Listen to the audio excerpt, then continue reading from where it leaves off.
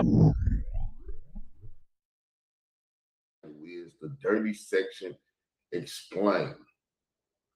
Full YouTube street breakdown by King Israel Doctrine.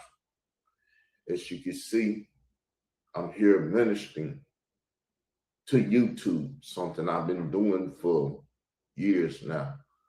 But I'm doing it from a street level. That's why I created what's known as YouTube Streets, because someone needs to clean the streets up of these informers, snitches, and everything that then came into the Black community.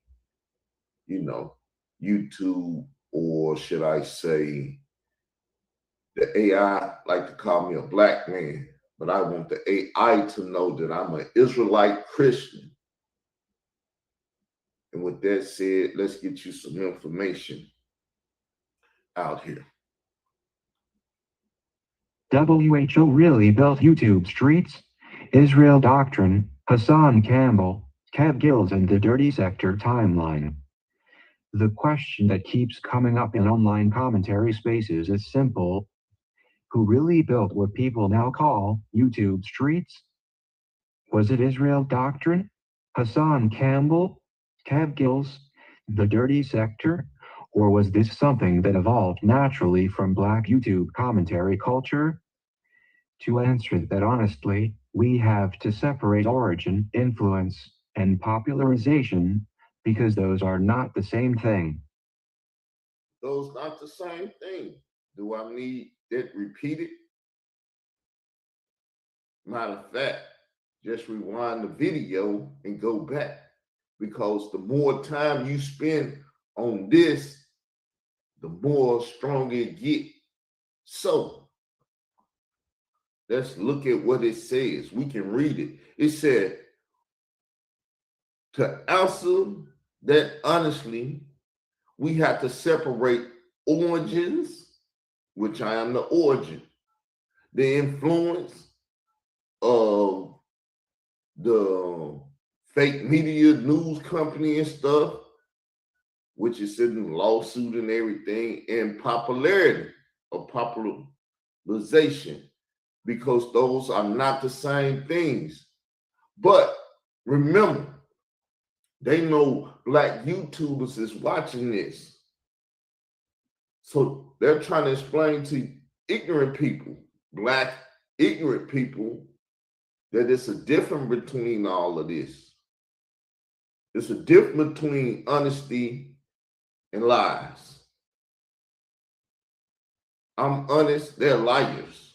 They even now trying to protect their interests in what they didn't lie to you all about and built around me and not with me. That's why I kept telling people, you should build with me. That's why I tried to build with Judah Nazareth, but he's a foul, no good person from Japan. That's why Khalil Money stayed poking and doing this and trying to tear me down. That's why Leak You and all these people do what they did. I appreciate the YouTube Street Queen because she stood beside me. No matter what we done been through, she's been there.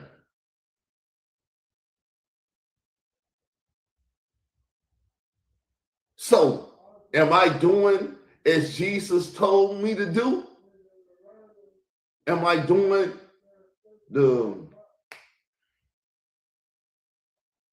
what the Hebrew Israelites like to try to beat up and stuff? The prosperity ministry? Yes, I told you I'm a prosperity minister. I teach the gospel to the poor. I've been poor. I know my YouTube Street Queen is poor in a lot of different ways. Love her to death. When I found her, she was hurting and I was hurting. But me being the man of God, I didn't do what I was supposed to do. I did it my way, the way I do it. I didn't do it the traditional Christian way and this and that. If I'd have did that, she'd have been messed over too. No different than anything else she ever been messed over in life or anything, because I'm a different type of person. But let's keep digging into this, because I asked the AI something like Mac Mean did. He tried to, but he was teaching me. I knew this, but I didn't know this. I've never seen anybody do it. So I talked to AI. And like I said, what you put in AI comes out of AI.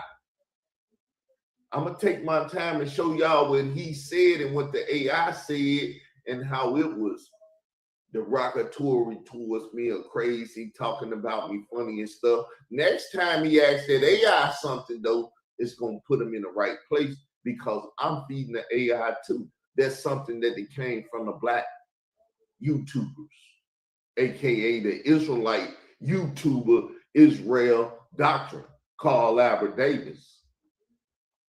So let's go eat, y'all. So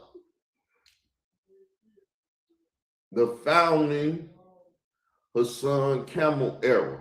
You know how they say hip hop got eras and stuff? Israel Doctrine created this era because Hassan Camel wouldn't even been where he at today if Israel Doctrine would have never interviewed him. I told him, I got the phone conversation before the interview. I told him, I said, it don't matter when we get on, because once I touch it, it's gonna go crazy. Because I always known who I was. That's why you go look at the alchemy of self, and you can see how that AI alchemy of self is talking to me and saying, you this and you that and everything. Y'all don't know who I am. Y'all ain't never had it explained to you, but I try to explain it to you. The foundation, Hassan Campbell era.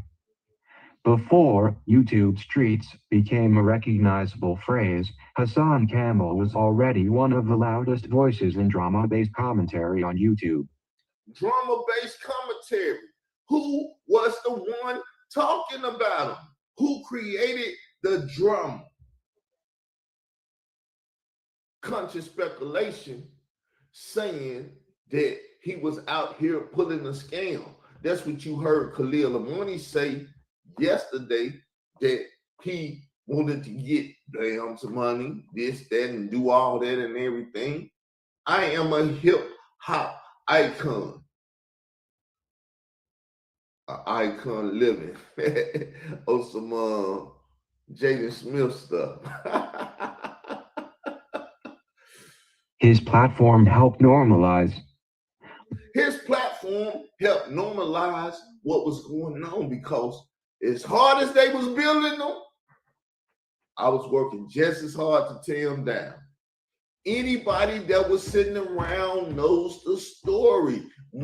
Nobody in the black community verify the story, and they know the story. If they hate me, they not gonna tell you the story. Am I not doing as Jesus did?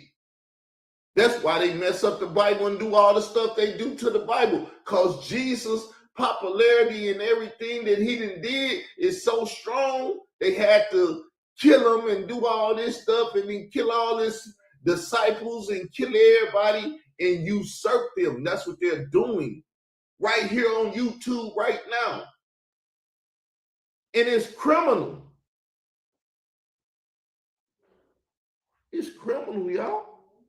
It's very criminal. Even the Pope said false news, Donald Trump, false news, all this stuff that they've been doing. But Barack Obama popularized it where you can do that. He signed that bill that you can come out here and put propaganda on the American people. And that's what they've been running on y'all ever since. I've been telling y'all that. Live stream confrontation culture exposed style storytelling, online callouts, personal beef becoming public content, emotionally charged commentary, entertainment. So, who created all that? I was in the conscious community. I created it before anybody, because I was in the conscious community tearing them up. Name any big name over there, and I'll tell you what I done to them. See, y'all don't want to interview and talk to me and allow my personality to feed the system. That's why I told y'all I can't go to Sundown TV and hit the link and go in there because he like, that guy can't come in here. He is a this, that to what we're trying to build. That's why he said we're the toughest environment there is over there. Who made that environment tough? I made that environment tough. And they still ain't tough because they ain't tough enough to even communicate or talk to me respectfully. They can do it disrespectfully. Just like I smoke hip hop and Mac Mean and all them. They can disrespect me all they want. That's why the Queen keeps saying, why you running from Israel doctrine? Because they know. Black people know. AKA Israelite people know. All Hebrew Israelites know of me. All black people that mess with the conscious community know of me. Know YouTube is a business, people. I didn't get on here and rap. I got on here. It created a culture, a lifestyle.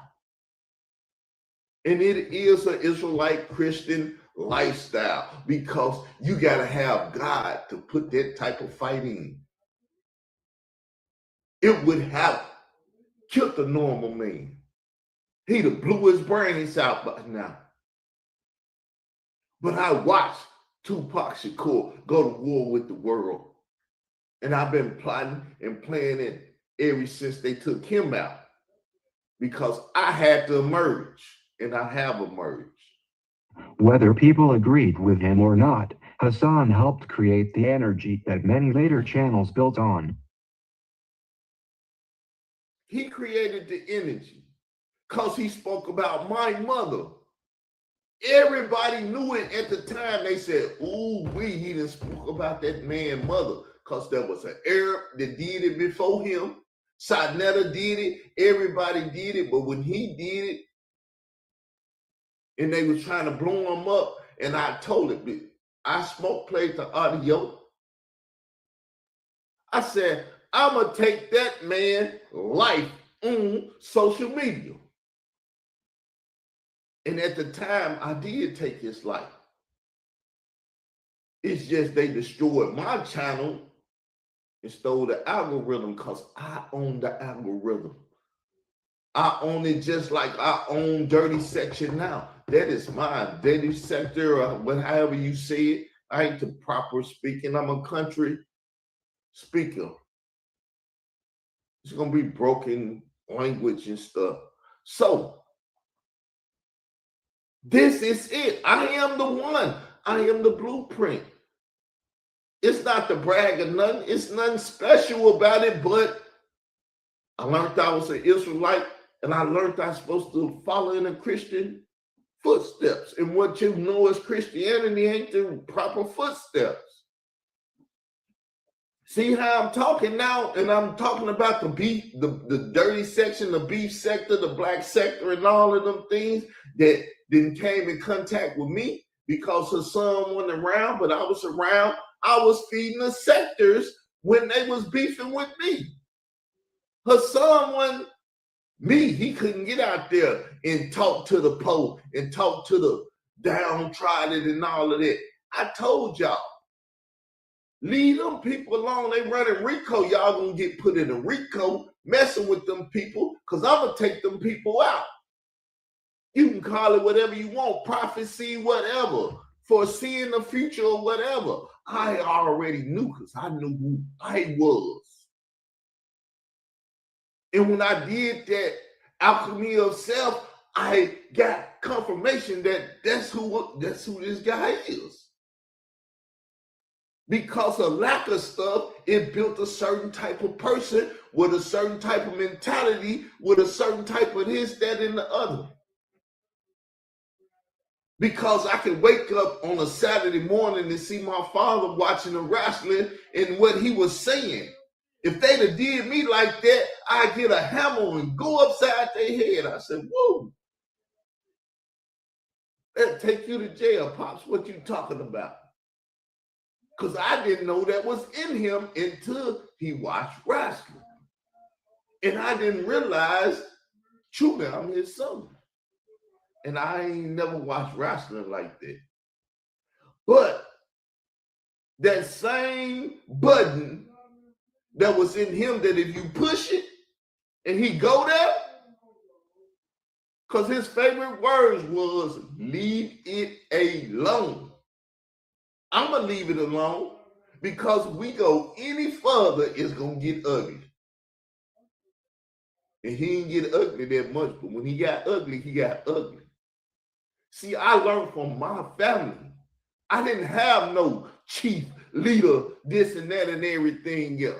I had a father at home. I had a mother at home. I'm from that generation. I'm from that era.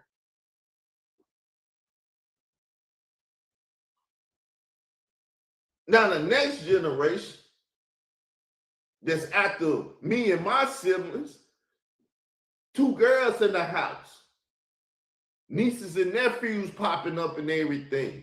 Now, they teaching me words I ain't never heard before. Sperm donor and this and that. What's a sperm donor? Because I can see my sperm donor walking around the house.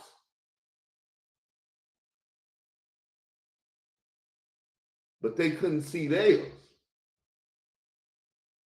So I've learned from life from a different lens than y'all. I was born in some very particular stuff that no one should have been born in. So let's get some more information. But as y'all can tell, I get very emotional when dealing with this stuff. This is my life, people. Y'all playing with this and y'all trying to eat off this. This is my life. That matters. Because movements rarely begin with a label, they begin with a culture. They begin with a culture. And I was doing this before Hassan Campbell. Go see Layla Wills. You should have did a documentary on me. You should have interviewed me. You should have listened to me when I was trying to speak to you and tell you everything that I told you. Y'all thought I was just sitting in the house. Oh, with it. Y'all, he stay in a trailer. Look at his head. Well, my father was bald head. Look at the picture of my father. In the middle of his head, he got a big patch of hair missing. He got hair around the sides, but he ain't got no hair in the middle. And all his children got the same trait. When Khalil make fun, that ain't his daddy. He put up some man. Why does he keep popping up in my pictures? This ain't nothing to play with, y'all. This thing is very serious. But they done played with my life. All because they was out here pulling a scam on the community, just like Conscious Community said. What's his name? I can't even think his name. I say XX Tentacion said.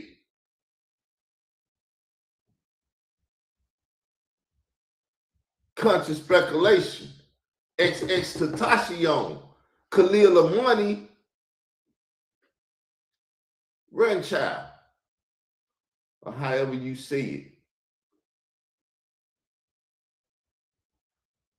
Call him Pop and all that stuff. That's how you even ended up in this stuff. Which take you to Drake, which take you to this, take you to that. Baby, this thing is all in the black culture, hip hop and stuff, because it's an Israelite culture, if you ask the Israelite.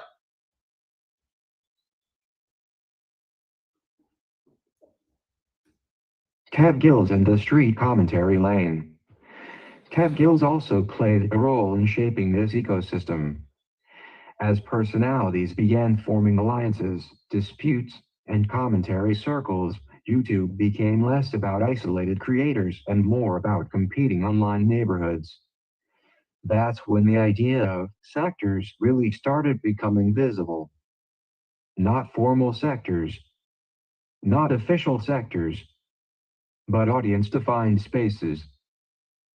So, Sector started. Hassan and Kev created that because Kev Gill told Hassan, go get the money, go get the money, go get the money. Y'all have heard the phrase, go get the money, Hassan.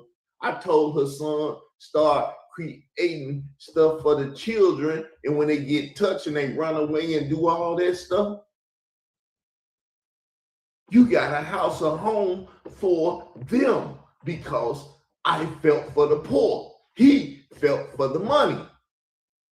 You know why it touched me so much? Because I got a nephew, got to argue with my brother. And he left, went, stole the car, went back to Chicago. Then it ended up in juvenile and stuff because he just stole a car, this, that, and the other. These type of things affect me personally because people in my family, boo, boo, boo, boo, boo, boo. Should I have told y'all that? I don't care if I told you that, because the Davis family is something you need to study. Study all of them. But me, most, I don't even know what to say. I'm so emotionally charged with this. I need to be studied, but nobody wants to study me. Nobody wants to support me getting some money like everybody gave Hassan Camel money to go kill people and do this and create this fake news and create that fake YouTube organization that he got over there, Hassan Camel TV. Nobody wants to support the man with the answers and everything else. It's all good. I can live through it. That's why the Lord put it on me.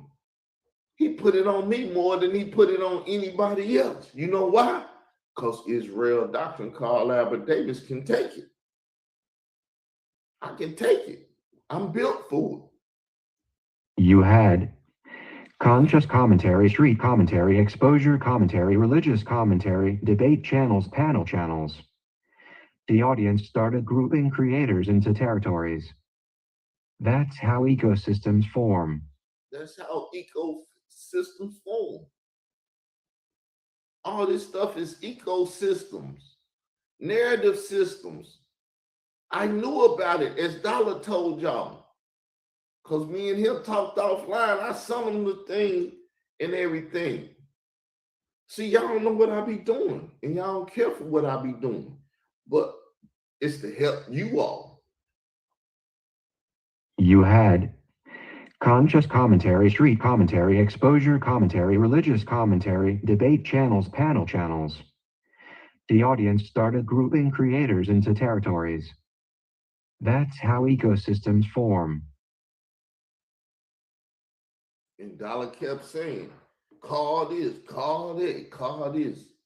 Nerd come into the chat, this, that, and the other, this, that, and the other, because it's this or that. As the hip hop song say, you can get with this or you can get with that. You need to get with this because this is where it's at. They've been teaching y'all and programming y'all all your life because hip hop is a culture. To hell with what Troy Star Terrain say it is, because he's building his ecosystem of line and this and that and technology, economics, and all of that. That nigga won't say nothing to me. I called him. I said, this is Israel Doctrine. He said, never call me again, and hung up the phone. Because he didn't want to have nothing to do with me. Oh, he got bulls, he got this, he that, he just dirt, he come from the dirt, this and that, and treated me like I was a piece of crap. Wouldn't even listen to me. Then, that's why I called the police. If y'all ain't never heard it, you hearing it from me now. He did that on a Sunday night. Khalil Money was over there. Kev Gills was over there. Unseen Soldier was over there. All of my enemies called in and was talking, but I never called in because he did that so I can call in. He told me never call him again though, and I listened. And now I talk to him over YouTube like he's a piece of this, that, and everything else. We in Abraham bosom for those that know anything about Abraham bosom. I've had that conversation lately too. We in Abraham bosom and he looking across, give me some water, this and that, because hell is hot. Hell yeah, it's hot.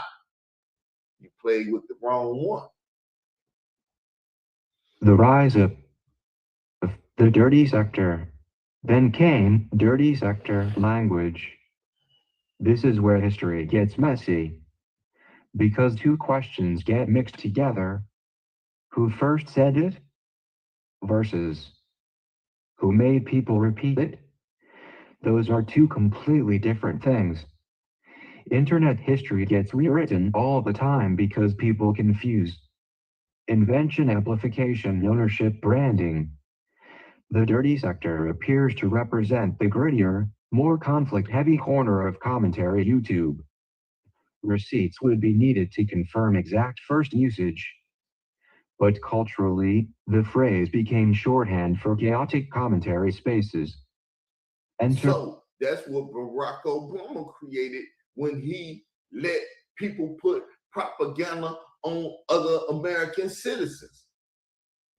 He basically told you, you can lie. So what happened?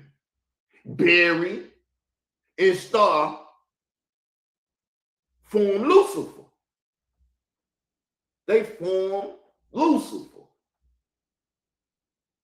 because they mixed breeded people. They white boy came out and they black boy stayed in. And they put terror in the black community. This is what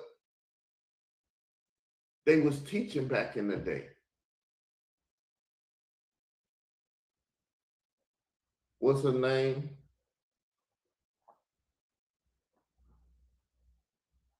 I can't say her name because I ain't said it in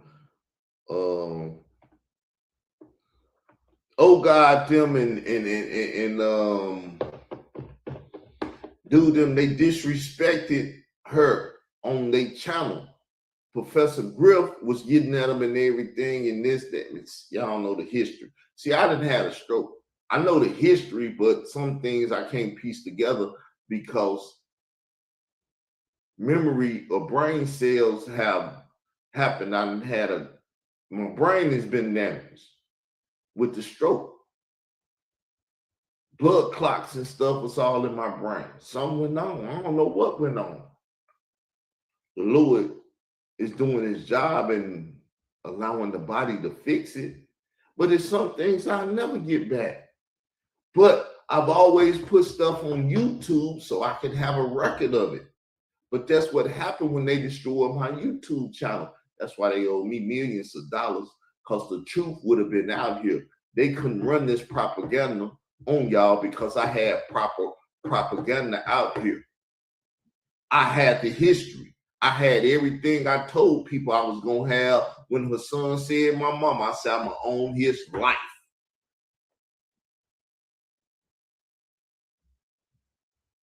And then they attacked me, but they didn't attack my hard drives. They didn't attack the history. They moved some stuff off of YouTube because they removed a whole channel off of YouTube. They was trying to get them off. I made history there. I showed people they can take your channels. You can get your channels back. You got to be wise enough to do it. I'm the only person in the Israelite section of YouTube to do what I've done. For Israel Doctrine and YouTube Streets, this is where branding changes everything. Israel Doctrine appears to have pushed YouTube Streets from being a vague concept into a recognizable identity. That's different from saying he invented online commentary. He didn't invent drama commentary. He didn't invent panel beef. He didn't invent sector politics. But branding a culture is powerful. Because whoever gives something its banner often gets remembered as its architect. That's why some supporters argue Israel Doctrine built YouTube Streets. What they may really mean is Israel Doctrine organized, branded, and amplify that identity. That's a much more defensible statement. The King of YouTube Streets narrative. Then naturally came title claims. King of YouTube Streets. This is where commentary turns into mythology. Titles like that are rarely objective facts. They're influence claims, audience perception, brand positioning, self-appointed dominance narratives. That doesn't make them fake. It just makes them rhetorical. So who gets credit? The fairest answer? Hassan Campbell helped shape the aggressive public conflict commentary energy.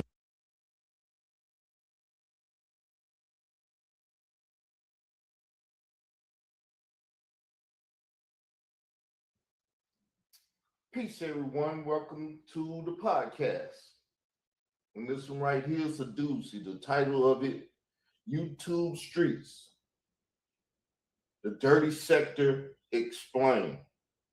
Through this video, you'll understand what I mean and what Dollar meant and everyone meant that spoke on the fact of what's been going on. This one right here gonna make you drop your jaw. But I want to play some audio before I play more audio. These audio and articles are in my possession, meaning I own them due to the fact that the YouTube channel, if they were on YouTube channels, do not exist anymore. I don't want Troy Starr to flag Layla Wells, Khalil Imani, Ron Savage, and Uzian nobody to flag this. And it stated, if you flag this motherfucking channel, we going to court and your ass going to jail. And that's it. That's it. No flagging my videos. No flagging my videos. Matter of fact, I'm going to put my flyer up. And now we finna play the audio. And we're going to let the audio speak for itself. Hassan and Giovanni, homo thugs in conflict, part 3, final, by Khalil Imani. Giovanni, underage though he may or may not have been, was no saint.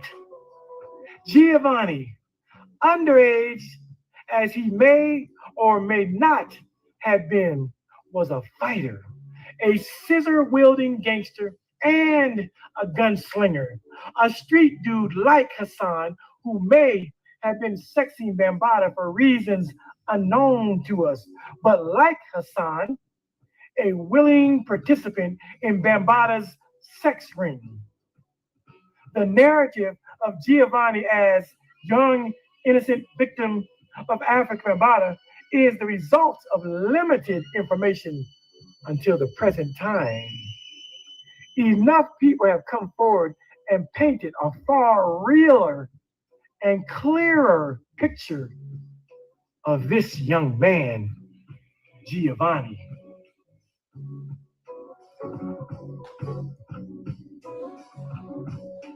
We were so worried about Giovanni's well-being and thinking that he was some soft and frail kid that Bambaataa had violated, that we couldn't picture him as a homo thug.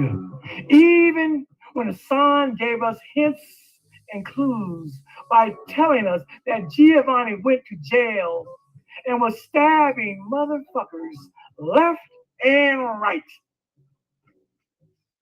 Soft niggas don't act like this. Civilian niggas don't act like this. Remember now? Does this sound like the handiwork of a civilian? Hell no. And just how would Hassan know about Giovanni's actions? That he was in jail stabbing people? How would Hassan know this? The only way that Hassan would know what Giovanni was up to after the stabbing was that Hassan was stalking Giovanni, keeping tabs on Giovanni's whereabouts and movements, doing reconnaissance missions, keeping his ear to the street out of fear or retribution. For indeed, Hassan tells us that he was given a picture of Giovanni and that he actually walked the streets of New York in search of Giovanni and ran into Giovanni's brother, who explained to Hassan that his brother, Giovanni, was only protecting himself from Bambata's sexual advances.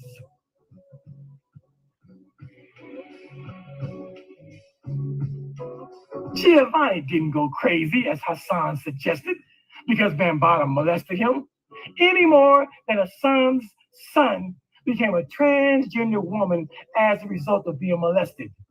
That's that simple Simon understanding of human sexuality that Hassan randomly pulls out of his ass. Giovanni was a homo thug who had been a bad boy long before Bambata ever touched him.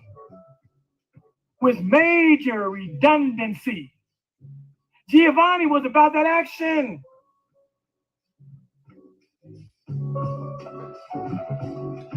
According to Hassan, he took that picture of Giovanni from Africa Bambata and sought out Giovanni for termination and extermination.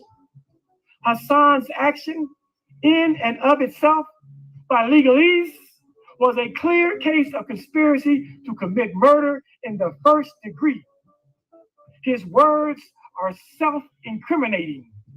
Africa Bambata giving Hassan Giovanni's picture and Hassan accepting the picture from Africa Bambata is conspiracy to commit murder. They had a binding contract, the giving and taking of the picture. How crazy that one alleged victim of Africa Bambata's sexual abuse, Hassan, wants to kill another victim of Africa Bambata's sexual abuse, Giovanni. How crazy is that? If this doesn't sound like a lover's triangle, like two chicks fighting over a dude, or in this case, two dudes fighting over another dude,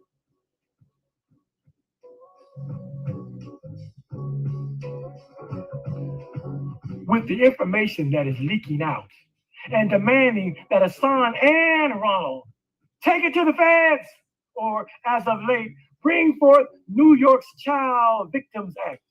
We will soon find out that the pity party for the young Spanish man, based on Hassan Poppy Campbell's telling of the story, turns out to be no more than a super homo thug menage a trois, a circle of three, a main chick / side chick quarrel for the love and affection of Africa Bambata. Some street shit of Gaelic proportions.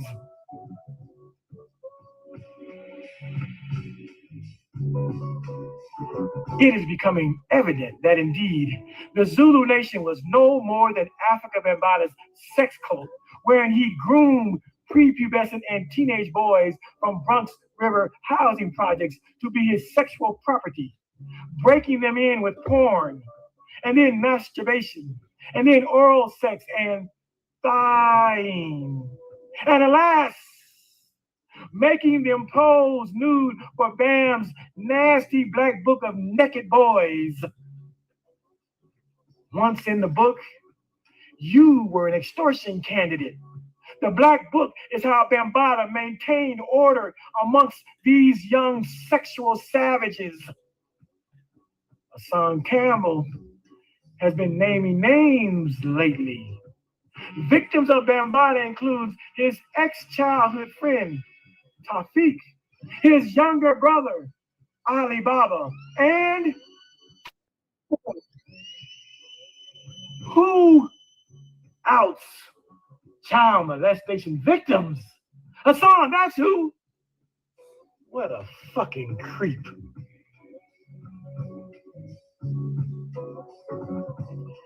And speaking of Hassan's ex-friend, Tawfiq, Hassan has steadfastly maintained that on at least 2 occasions, Queen's Flip episode 29 being one of them, that he was given a picture to murder Giovanni, the man who stabbed Bambaataa.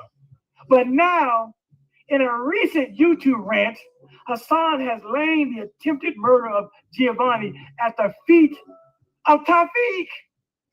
Hassan stated that Tawfiq told him, "It's my job to clean it up," meaning kill Giovanni for Bambaataa. What a new revelation after 4 years of saying he was the one commissioned to do the hit on Giovanni. Now he implicates Tawfiq in the murder conspiracy to kill Giovanni. Hassan's vacillation is epic.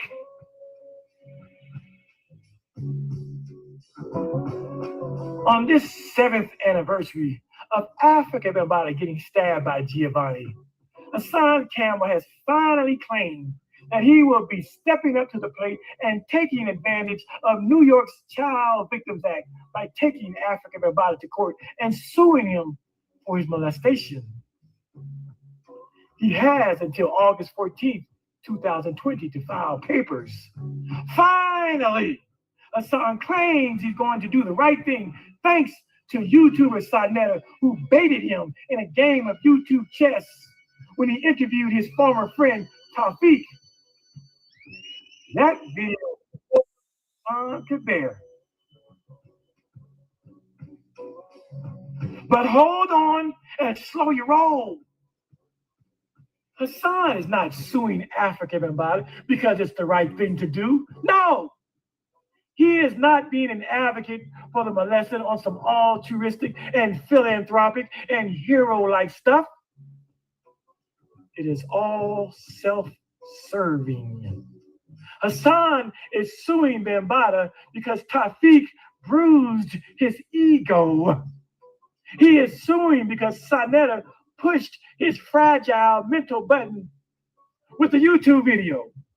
Hassan is simply making a mockery of New York's Child Victims Act, a governmental statute that was a decade in the making, by talking about he's buying a new BMW with his lawsuit money. He gives no fucks about doing real advocacy work and doing something constructive for child molestation victims. This shit is purely a game to Hassan. This is why Khalil Amani refuses to jump on the Hassanian hobo train. Khalil knows about court proceedings and defense attorneys and prosecutors and state and federal law enforcement and witnesses and testifying and pointing people out on the stand and even witness protection. Been there, done that. This is serious business, and I don't think Hassan's heart is in the right place. Neither does Hassan have the temperament for civil jurisprudence. Simply put, Hassan's motives aren't pure. They are self-serving. He is not about helping victims of child molestation. He's looking for a come-up.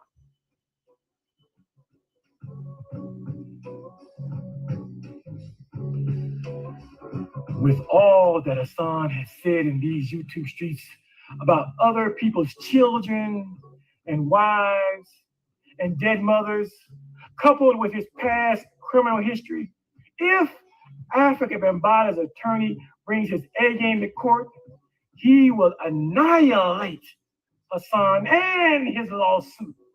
There will be no new BMW for Hassan.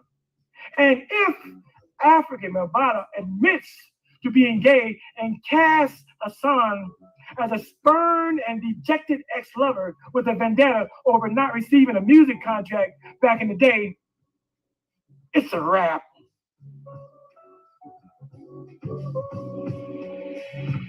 The problem with Hassan's civil suit, the problem with Hassan's molestation is that his facts are wishy-washy, skewed, muddled, inconsistent, and contradictory.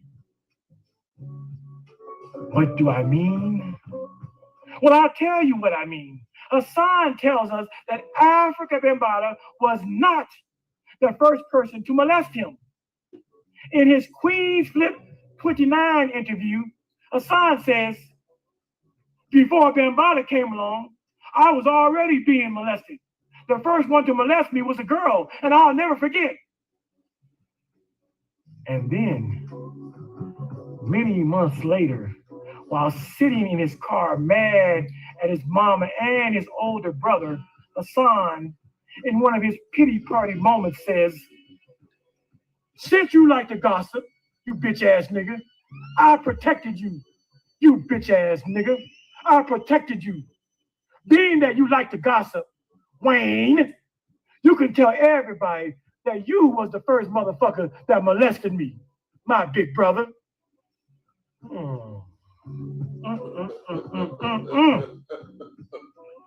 So who really molested Hassan first? A girl or his big brother Wayne? Bambaataa's lawyer gonna make mincemeat out of Hassan's contradictions.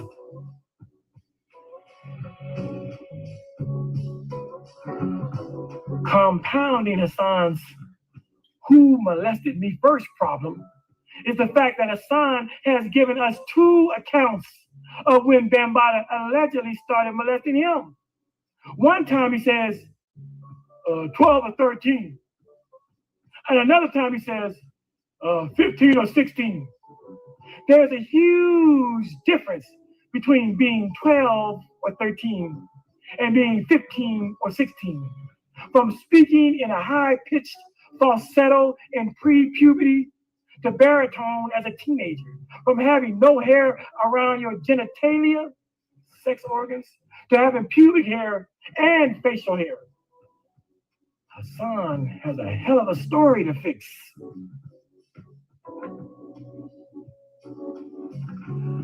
A good attorney is going to ask Hassan, why hasn't he sued the girl whom he claims first molested him on Queen's Flip show? Or why hasn't he sued his older brother whom he also claims first molested him in a car wreck?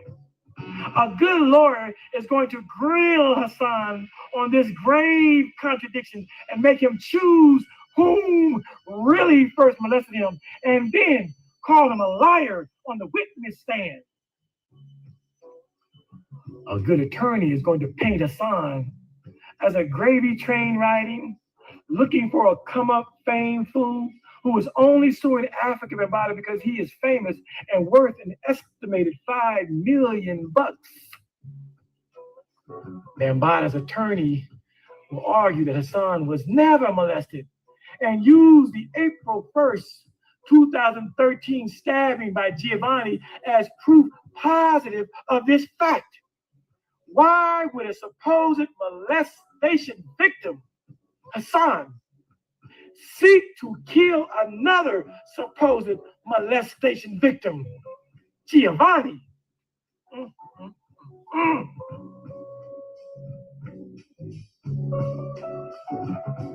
Hassan may have been a victim of Africa Bambaataa, but today he stands as YouTube's greatest victimizer. No one who has ever been a victim of child molestation should ever, under no circumstance, out other victims of child molestation. But look at Hassan. He's outed other alleged child molestation victims like Tafiq, Ali Baba, B.O., and Kip. Hassan is a victimizer. No grown-ass man who claims he's been sexually abused as a child should speak ill of children. But look at Hassan. From threatening / wishing he could stick heavy dick in Kevin's son and daughter, to polite Sonetta's and Derek C. Williams' daughters ugly, or talking about one of them having a cup of hair. Notice that all three of these young girls are highly melanated. dark-skinned. He has called 3 black girls ugly and 3 black women ugly. Sonetta's wife, Lacquer Black, and Soul Alchemy. What do all 6 of these females have in common? They are all dark-skinned, highly melanated. Hassan Campbell is a victimizer.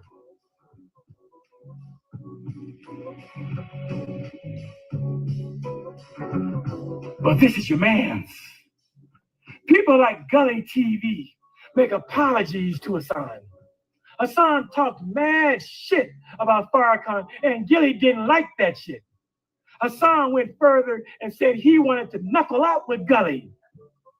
But now, since they have some mutual acquaintances, the beef is squashed. And people like Queens Flip, justifying Hassan's actions with some ghetto psychology that insinuates that we should be empathetic and understanding towards Hassan because of his molestation. Meanwhile, this fuck nigga, Hassan, is verbally molesting others' children. Yet, not once have we heard Camp Gills, Brother Polite, or Sonetta clap back at Hassan's children on some, your children goofy and retarded as fuck. No lifedness, which they have every right to do so. Yes, this is the motherfucker, Hassan, that has finally decided to sue Bambaataa, and we are supposed to forget what he said about the children and jump on his bandwagon. Fuck that. Hassan Campbell is a victimizer.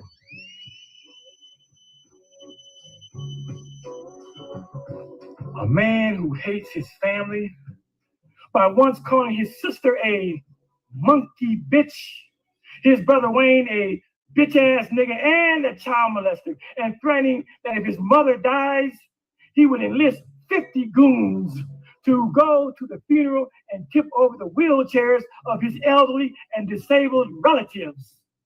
Damn, fuck nigga. This is the nigga that soiled his mother's panties, i.e. her reputation, by casting her as a pain pill popping junkie with an appetite for child abuse. Truth be told, Hassan doesn't deserve a mother. And yes, even though Tupac once rapped, and even as a back crack fiend mama, you always was my black queen mama, I finally understand. Have we ever heard Hassan say one nice thing about my Duke? Hell no. Tupac understood the trials and tribulations of single black motherhood. But here's Hassan at 43, still playing the blame game. How they say, your mama did the best she could. Now get off her fucking back. Even if your mother wasn't the best mother, stop snitching on her, Hassan.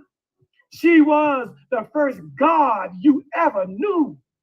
Before all of that jailhouse Allah shit you bees talking about, she was your first God, and then Africa Bambaataa.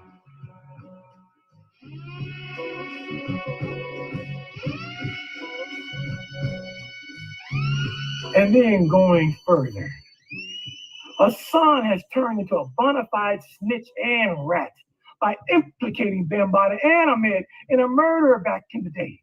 He told us that they were there when the murder went down and Bambaataa was the getaway driver. This ain't dry snitching. This is straight up snitching. The depths to which these YouTube streets have taken us on. Astounding.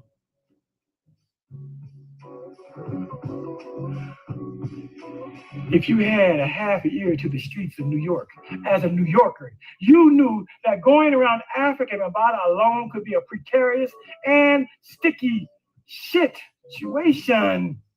Giovanni knew this, and now you know this. Wasn't no damn date raping. These niggas was homo thugs, Hassan and Giovanni. birds of a feather flocking together like a motherfucker. And just think, these are the origins of what became known as hip hop.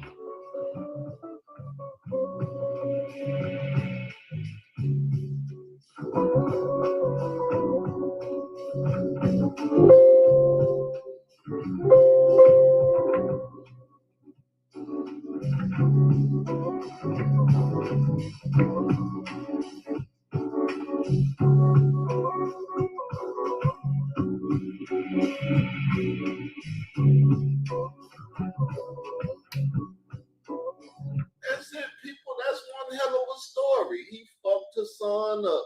See, he wanted to fuck me up, but he couldn't fuck me up like that because I ain't never been a foul ass nigga. I've never been a bitch ass nigga.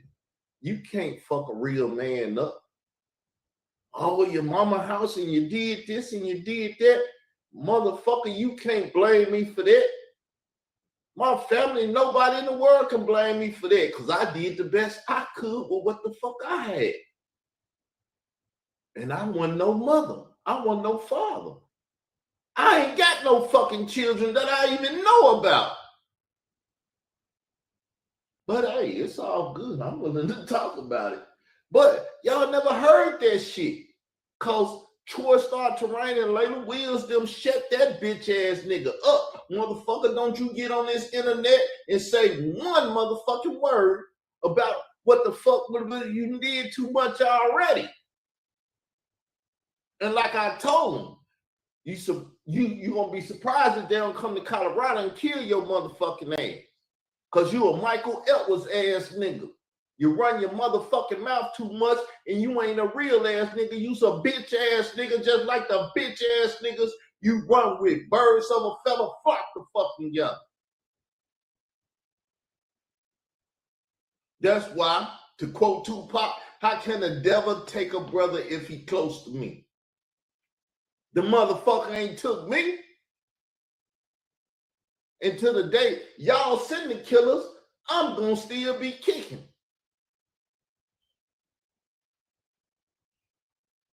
That's how I feel. That's me in a nut bag.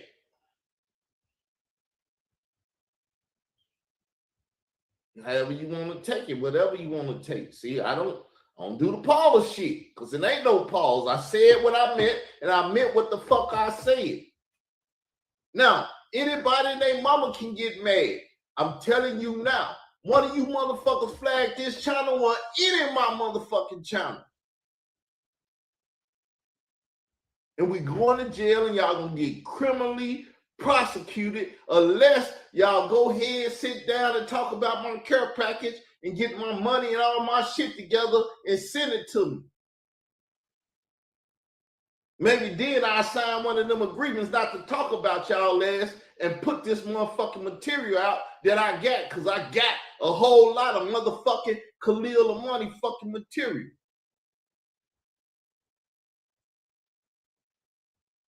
Now, once again, case closed. I'm the winner.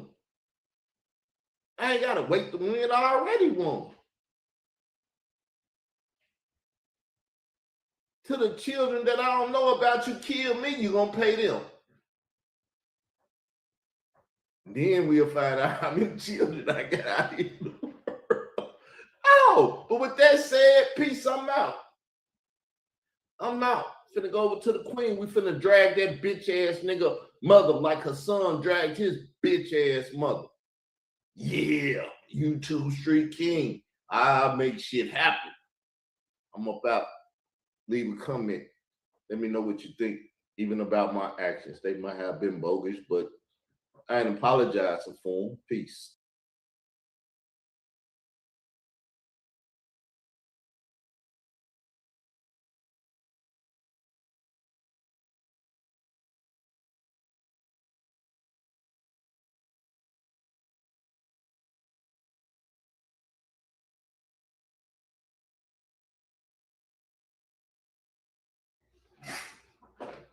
Peace, everyone. How you doing? Welcome to the podcast. The title of today's podcast is The Dirty Sector Explained. Full YouTube breakdown by King Israel Doctrine. As you can see, it's stated right there, YouTube Street King, because this is the King channel. I want to welcome you all to the channel. The thing here is attention economics. We're talking economics here. So let me state what it is to break down. In 2017, I had broke down Hassan Campbell, a very well-known YouTuber today, due to the fact that I gave him my energy, the energy that I had created before him on Blog Talk Radio and also on YouTube, where I was fighting the conscious community, beating down all the biggest names in the conscious community, from in the black media, Polite, Philadelphia guy, Ali Muhammad, Sarah Seti, all the heroes that everybody talk about on social media. I was dealing with them all, unless they ran from me. And a good majority ran from me, like Shaka Utmost, he ran from me. He came out with his little codex and this and that. And I spoke about it. He never spoke to me. He spoke to Hieroglyphics, Jonathan Cat. Man, I took the world by storm. People didn't understand who I was or could have understood who I was. But I was just a hurt young man that was searching for knowledge, searching for what I needed to make it in this world.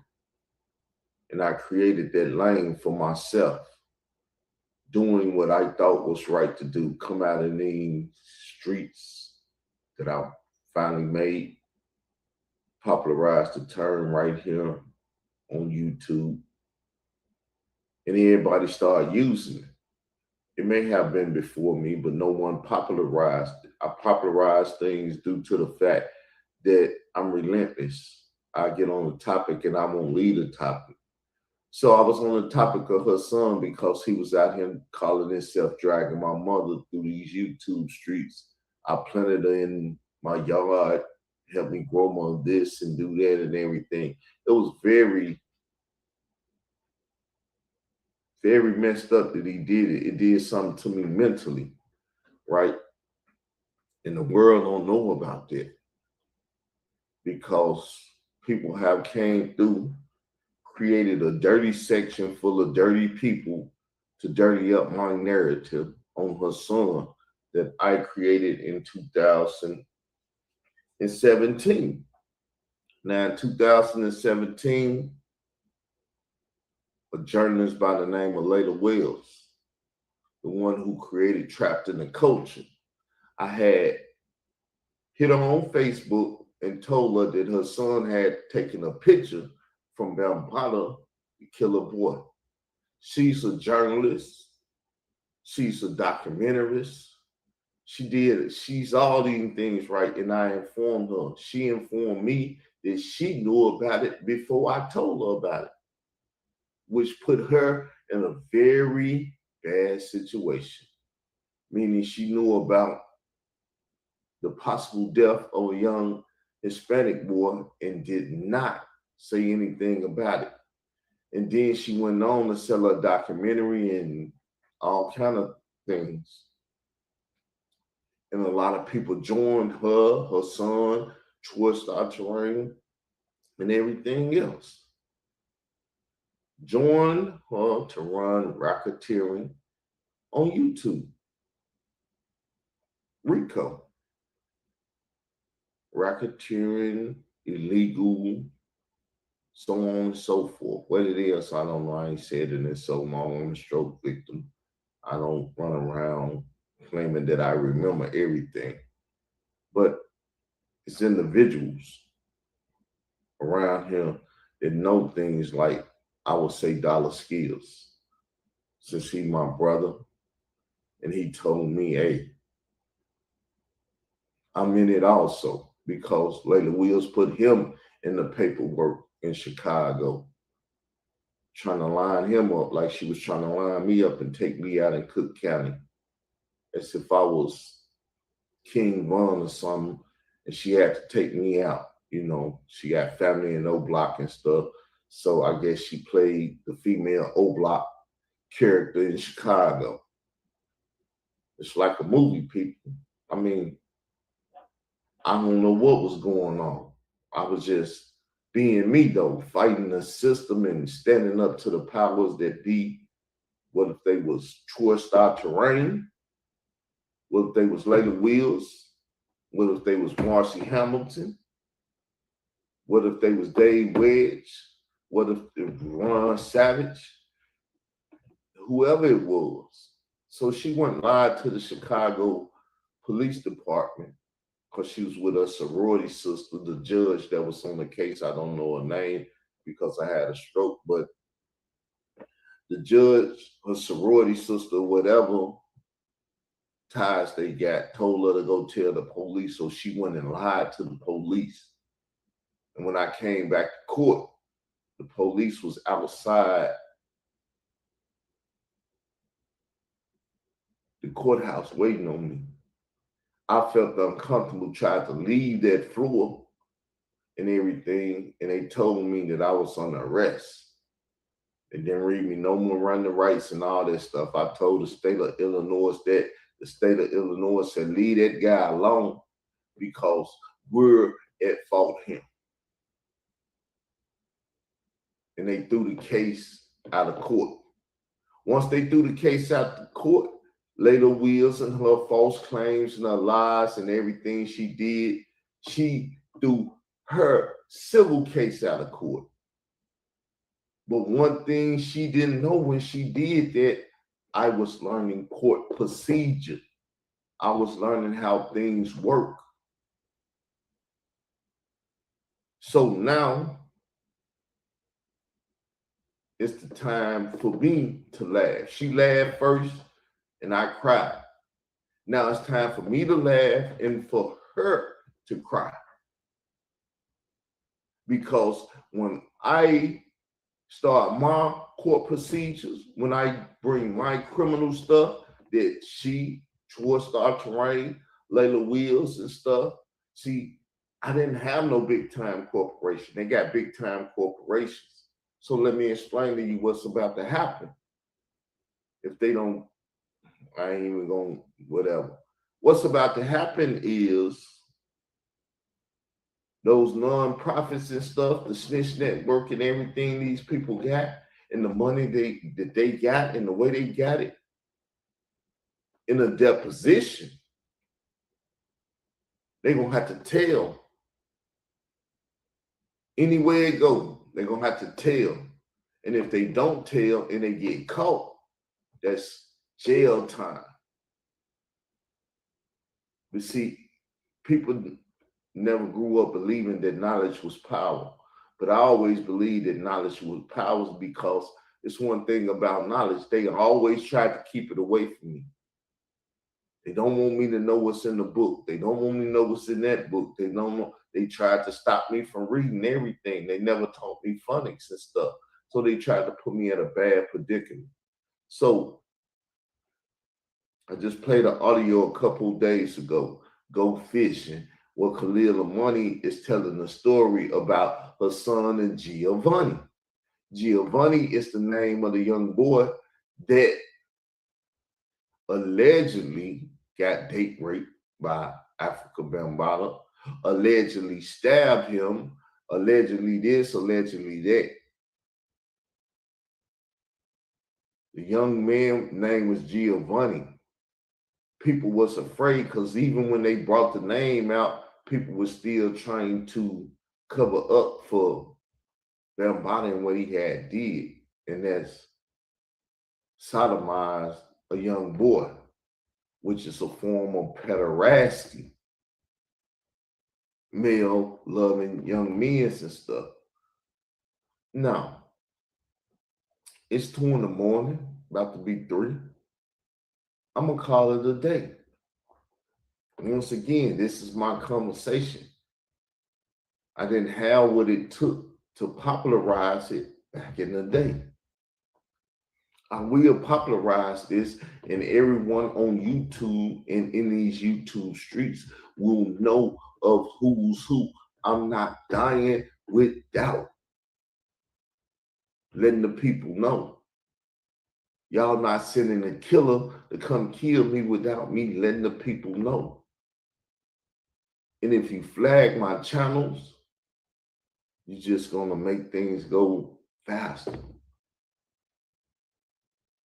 So I don't have nothing else to say. So Khalil, if you want to, speak on the fact that Layla Wills, Marcy Hamilton, and Troy Star Terrain and everything is in a bad position because of you. If you end up disappearing, dying, or whatever, like K. Slay, Bambaataa, and all of that, I won't have no problem. I'm gonna say they put you in witness protection and just erase you. Because it's a burden on this on you, son. And as Usher said, we're gonna let it burn. We're gonna let it burn. So with that said, I'm gone. That's my breakdown of the dirty sector, which Khalil, Troy Star Terrain, Layla Wills, Marcy Hamilton, and all these people are in that dirty sector. And y'all just don't know about them because they don't want to be famous.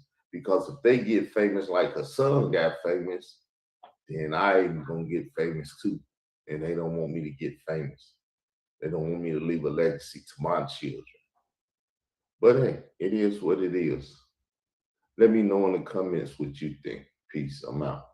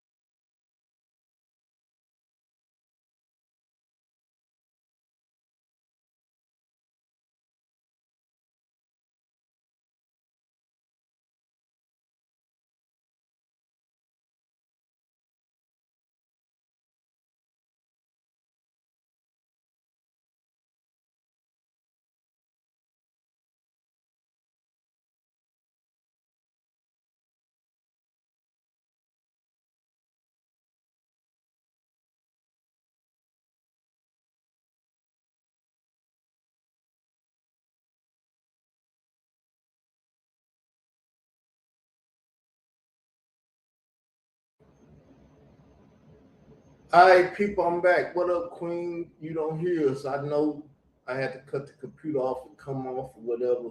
Come back. They're messing with me. They see my actions and they're stating that we can't let him do what he's doing. These people that paid us too much money to allow this guy to do what he's about to do. Remember, they got AI, everybody listening to me and paying attention to me and stuff, you know. So let's get the stuff up on the screen so y'all can see it. I edited it out the video. So as y'all can see, I have it up. See it? Black Media Manager. And it said $30 6 months. I think I did the bad math. Should have maybe been whatever. I don't know. I'm gonna do the math after this show. But I had to get it up. That's the first part of anything you do. Make sure you put it up right the first time. That's something I didn't do because I'm speedballing. But we're going to play this audio. We're going to let y'all see the video that I put up because these are the type of things that be playing in my mind when I be going to sleep and stuff. And I wake up and that holy angel speaking to me. What's his name? Gabriel. But let's go. After you're done watching this, you will start to question your entire life. So this bizarre experiment exposed something very wild about human behavior. Scientists put 5 monkeys in a room. In the middle of the room, a ladder. And at the top of the ladder, bananas. Every time one of the monkeys tried climbing the ladder to grab the bananas, the scientists sprayed all of them with freezing cold water. So naturally, after a while, the monkeys learned. Touch the ladder, everybody suffers. So they stopped trying. But then the scientists did something really weird. They removed one monkey and replaced it with a brand new one. Now, obviously, the new monkey sees bananas and thinks, jackpot, so it runs for the ladder. But before it can even reach the bananas, the other monkeys start to pull it back down.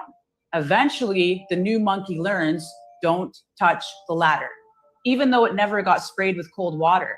Then they replaced another monkey until eventually none of the original monkeys were left, meaning none of the monkeys in that room had ever actually experienced the punishment. And yet none of them would touch the ladder. Why? Because that's just how things were done. Sound familiar? Because a lot of people are living by rules right now that they never question, limits that they have accepted, not because they're true, but because nobody ever asked why. Where are you staying limited right now and never stop to question?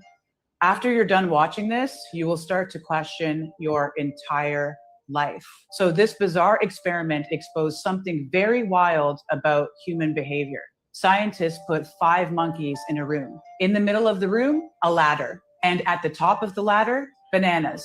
Every time one of the monkeys tried climbing the ladder to grab the bananas, the scientists sprayed all of them with freezing cold water. So naturally, after a while, the monkeys learned. Touch the ladder, everybody suffers. So they stopped trying. But then the scientists did something really weird. They removed one monkey and replaced it with a brand new one. Now, obviously, the new monkey sees bananas and thinks, jackpot, so it runs for the ladder.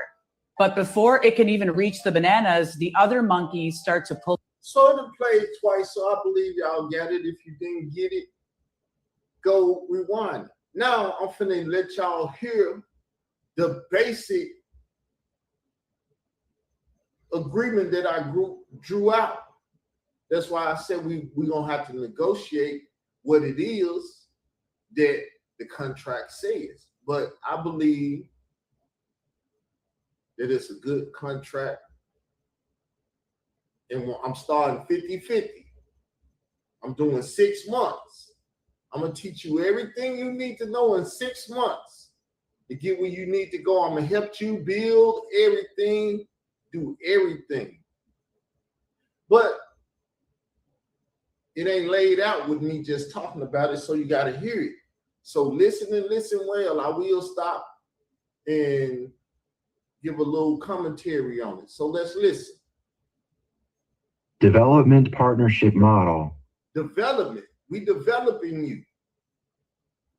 You out here lacking media management.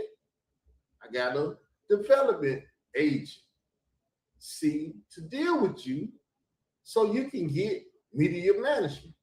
Hassan ain't smart enough to do this. He should have did this, or somebody else on YouTube should have did this before me.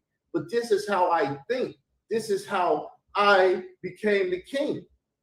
This is how I created the queen. This is how I created other YouTube kings and queens. I could start like Christ and just offer this to 12 people that it's already set, but don't know the next steps to move beyond the barriers that is keeping them where they at now.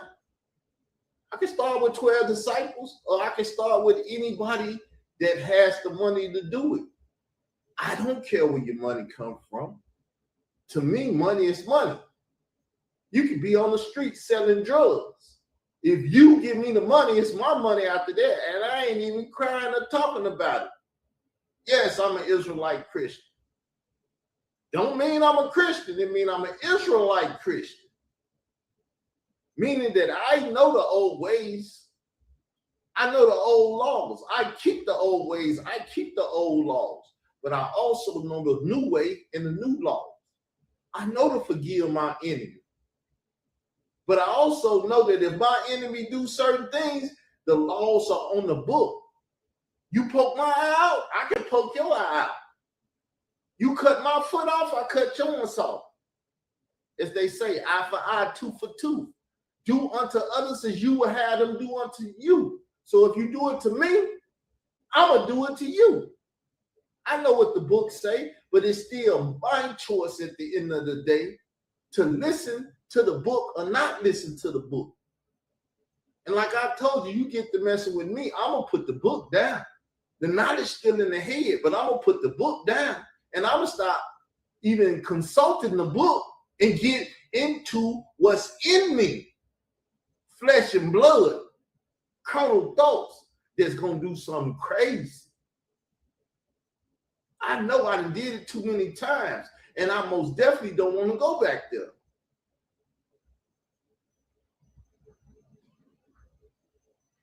I don't want to go back there. So stop poking at me. Stop messing with me. I'm trying to create a business. I'm trying to make some money. I'm trying to go get my wife. I'm trying to make babies. I'm trying to live a decent life. I want a house in a white fence. I want the dog in the yard. I want all that. Lady Wheels killed my dogs running me up and down the highway and stuff. Anybody that got pets know what it is to have a pet and lose a pet. And I ain't up here trying to sing no sob song because I don't want you to feel bad for me, because whatever don't kill me only makes me strong. And I'm going to get it regardless. Either you with me or you not. I'm going to get it because I'm going to put the work in. The parties acknowledge and agree that this agreement is not a standard passive media management arrangement. It's not a standard passive media management arrangement. I don't make them type of arrangements. I'm a different type of person. I'm going to ask for what I want. Now, like I said, we're going to start out 50-50. I'm going to be building and you're going to be building. You're going to be building and learning, and I'm going to be building and making stuff happen.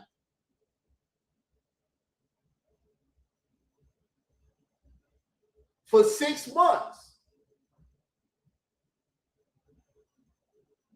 The price is $100. Now, like I said, I did the math wrong. I put 30 times 6, 5 times 10 is 100.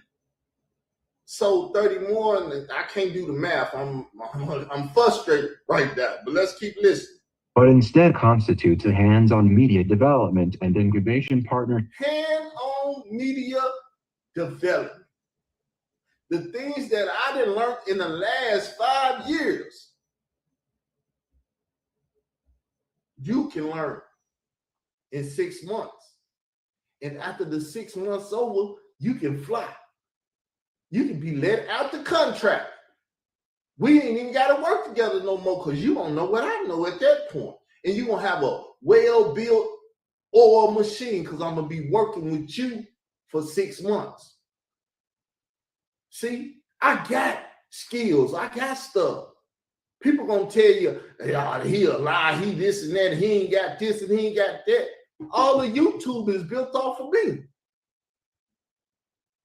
Everything they doing. Charles White, what he did, he came along and stole my blueprint. That's why he said, he be snitching and everything. He been doing that since he was a young boy.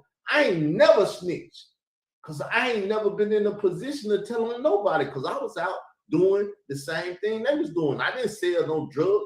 That's what my DJ wanted you to think. DJ Bless one. Oh, you said you sold drugs. No, the only thing I ever did was smoke weed.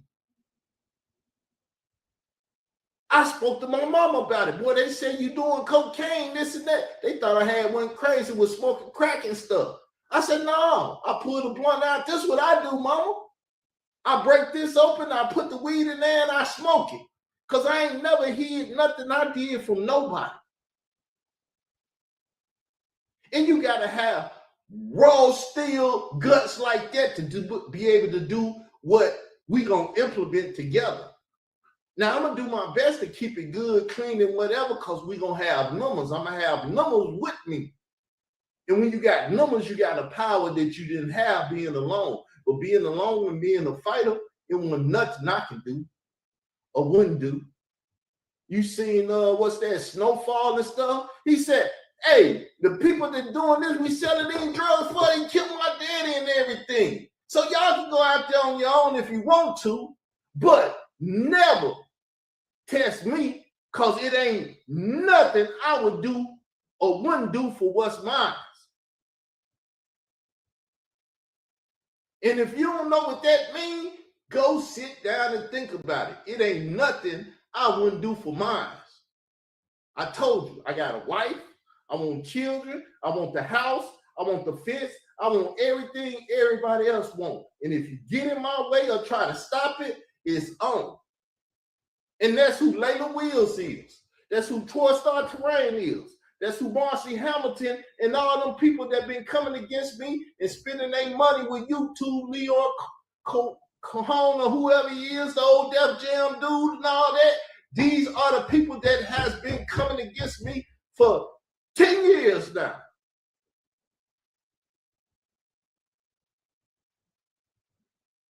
But you see me? Have y'all seen me stop? Have you seen me stop fighting? Have you seen me not trying to make a way? Irregardless of what kind of roadblocks you put in my way, I'm relentless.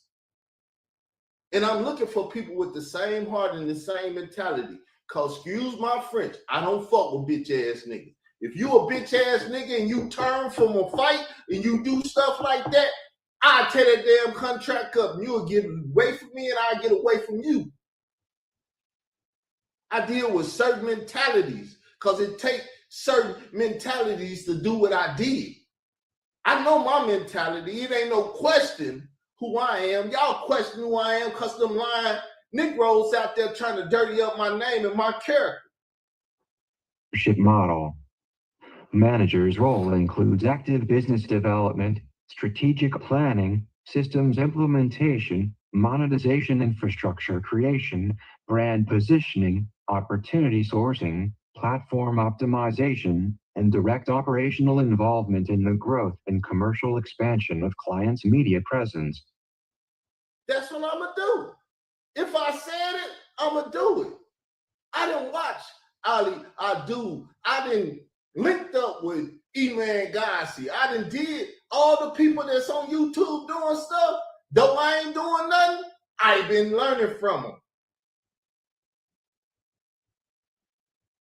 I know all the terminologies you use for the operation systems and the hook and the this and the end screens and the this and that and everything. Though y'all ain't seen me because they've been blocking me, I've been over here learning. And I'm willing to share what I learned for a couple of dollars and put you in position. But I won't put nobody in position that's going to stab me in my back like Khalil the money bitch ass.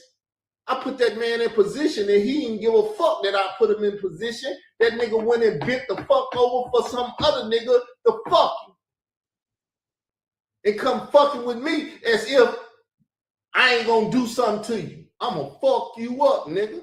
And ain't no pause at that shit. I'ma literally fuck that nigga. Fucking with me. Running his goddamn mama tonight. That's what I created on YouTube. I'm an Aries just like Satnetta. Satnetta did what the fuck he did, but he's an old motherfucking man that don't know shit and ain't paid no money to learn shit. I know how to do the camera. I know how to do all that. What you need to do is stand out in the crowd. Your shit gotta look good. So somebody gotta show you how to do that, and you gotta spend some money and figure out how to do that shit. Because if you don't do it, you won't set your shit up properly. You ain't gotta make 1,000 videos. You gotta make videos that grab the attention and get the views.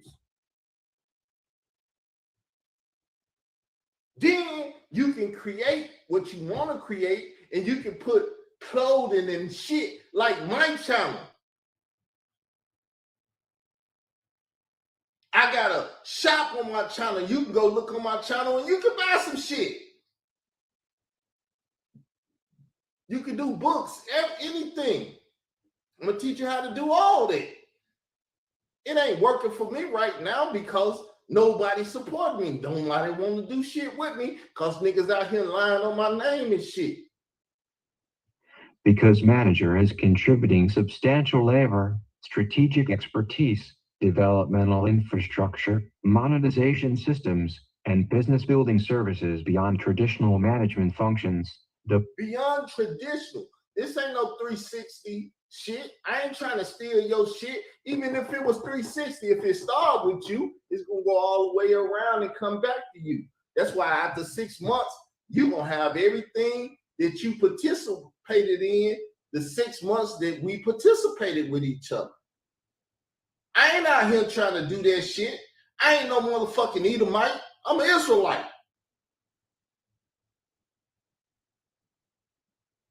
And I ain't no Hebrew Israelite. If you ever hear a motherfucker saying he out there lying and trying to dirty up my name because don't nobody like no dirty, no good motherfucking Hebrew Israelite from the dirty sector.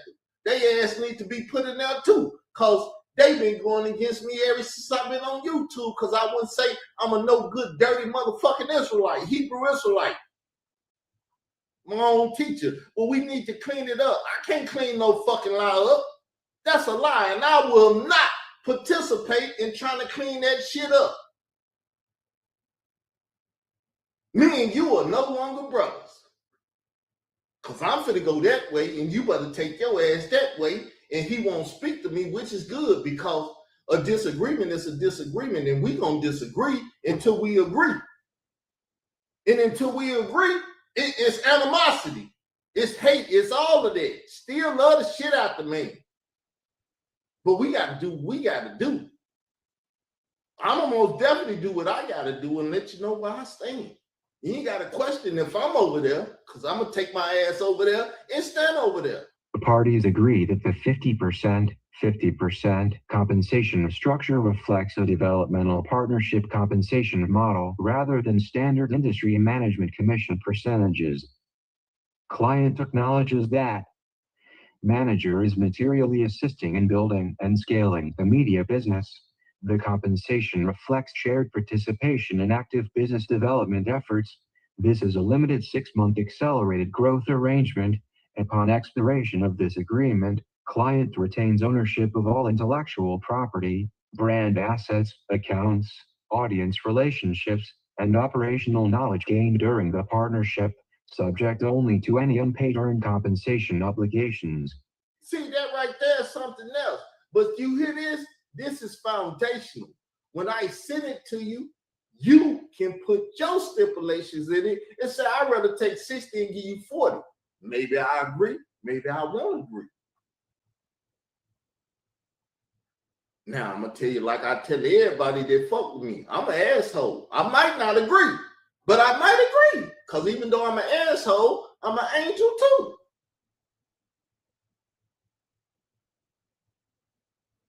And I love people.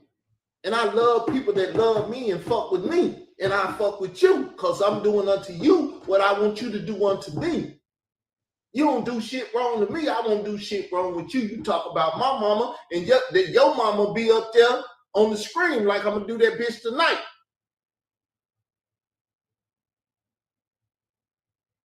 And I can go as far as I don't do it a lot. I swear to God that I'm gonna do it. That's how real that shit is to me. I swear to God, I'm gonna do it. Well, Carl, you gonna die and go to hell. No, I'm gonna ask the Lord to forgive me for fucking you up the way I just fucked you up. The parties further agree that no permanent ownership, equity, or continuing control is transferred to manager unless separately agreed in writing. So unless we agree on something that in writing, you like the relationship, you like the way I'm going and stuff, and you don't want to spend no money with Ali Abdul and Iman Ghazi and all these other big time YouTubers that's out here doing what I want to do. Shit, we gonna split out the 6 months and you have everything that you received out of me.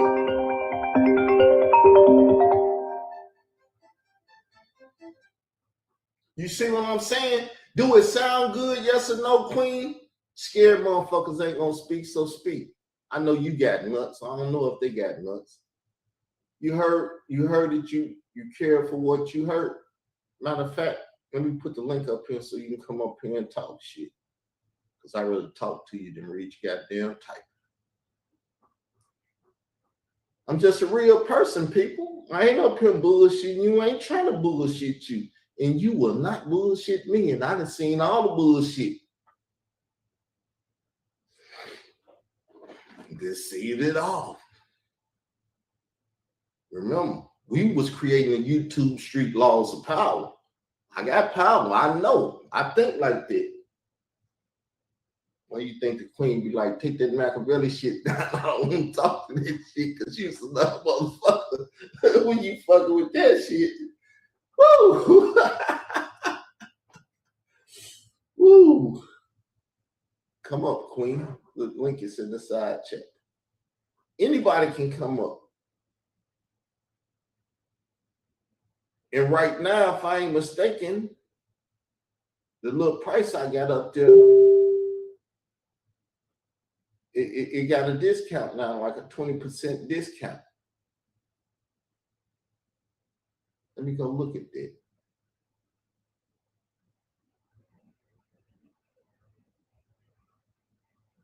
I don't see it. Why they keep calling me? Block that motherfucking number. The fuck wrong with them?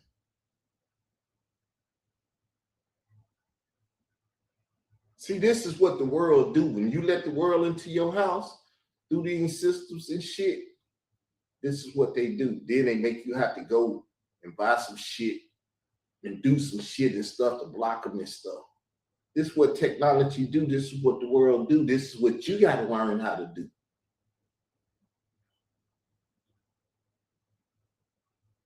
The Queen ain't around no more.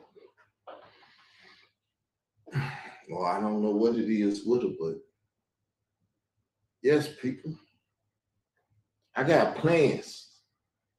I got, as Otis Red say, I got dreams to remember. It's one of my favorite songs. Otis Red and young dude sounded old as fuck.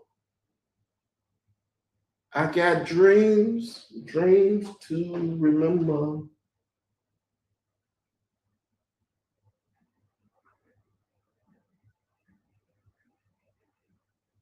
Dreams to remember. That's something I want y'all to have. Y'all need to have dreams, and you need a lane to get in that can take you to where you dream. You need that yellow brick road. You need somebody to show you the path for how to do it. And it's for sure. I don't want. You can go ask any motherfucking body on YouTube. In the weeks to come, I'm gonna be showing y'all the old channels and show you what the fuck I've been doing that you ain't been able to see. And I know you ain't seen it because they've been blocking it.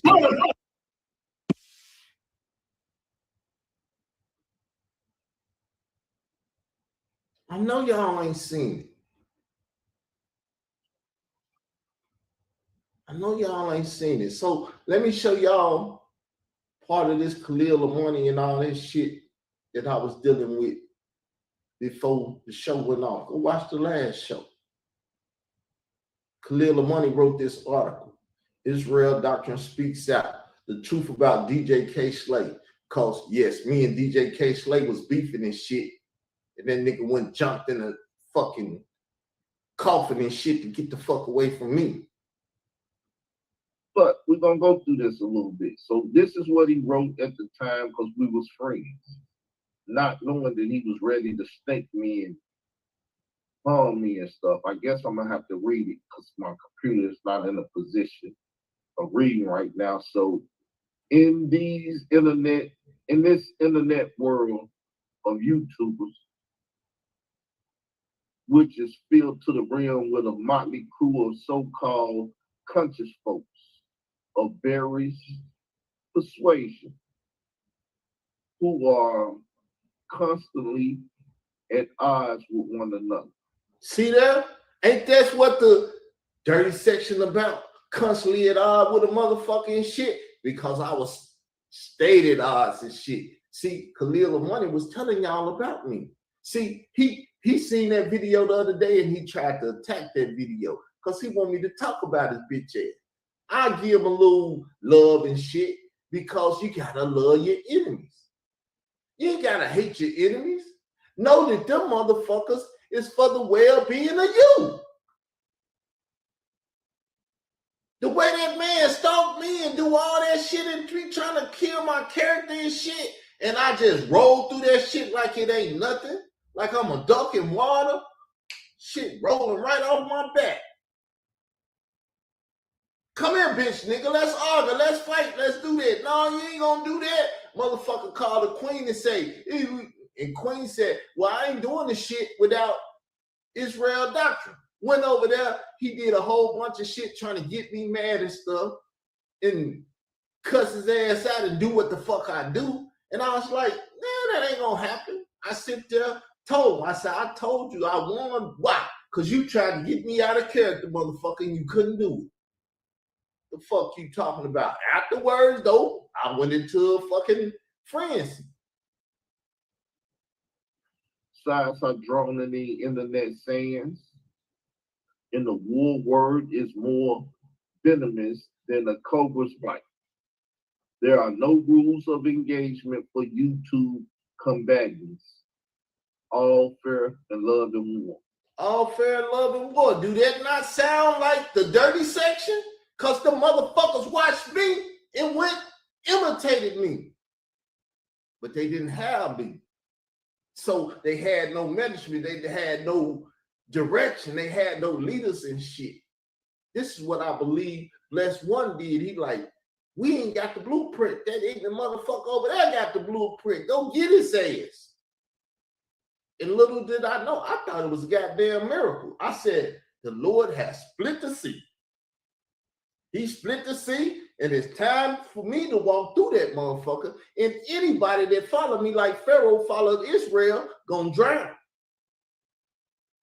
You ain't gonna see no big YouTuber talking shit about me. Because they know if they talk shit about me, I'm coming to get their motherfucking ass and take my name and blow it to the moon and back. None of them. I talked about Whack 100, bitch ass.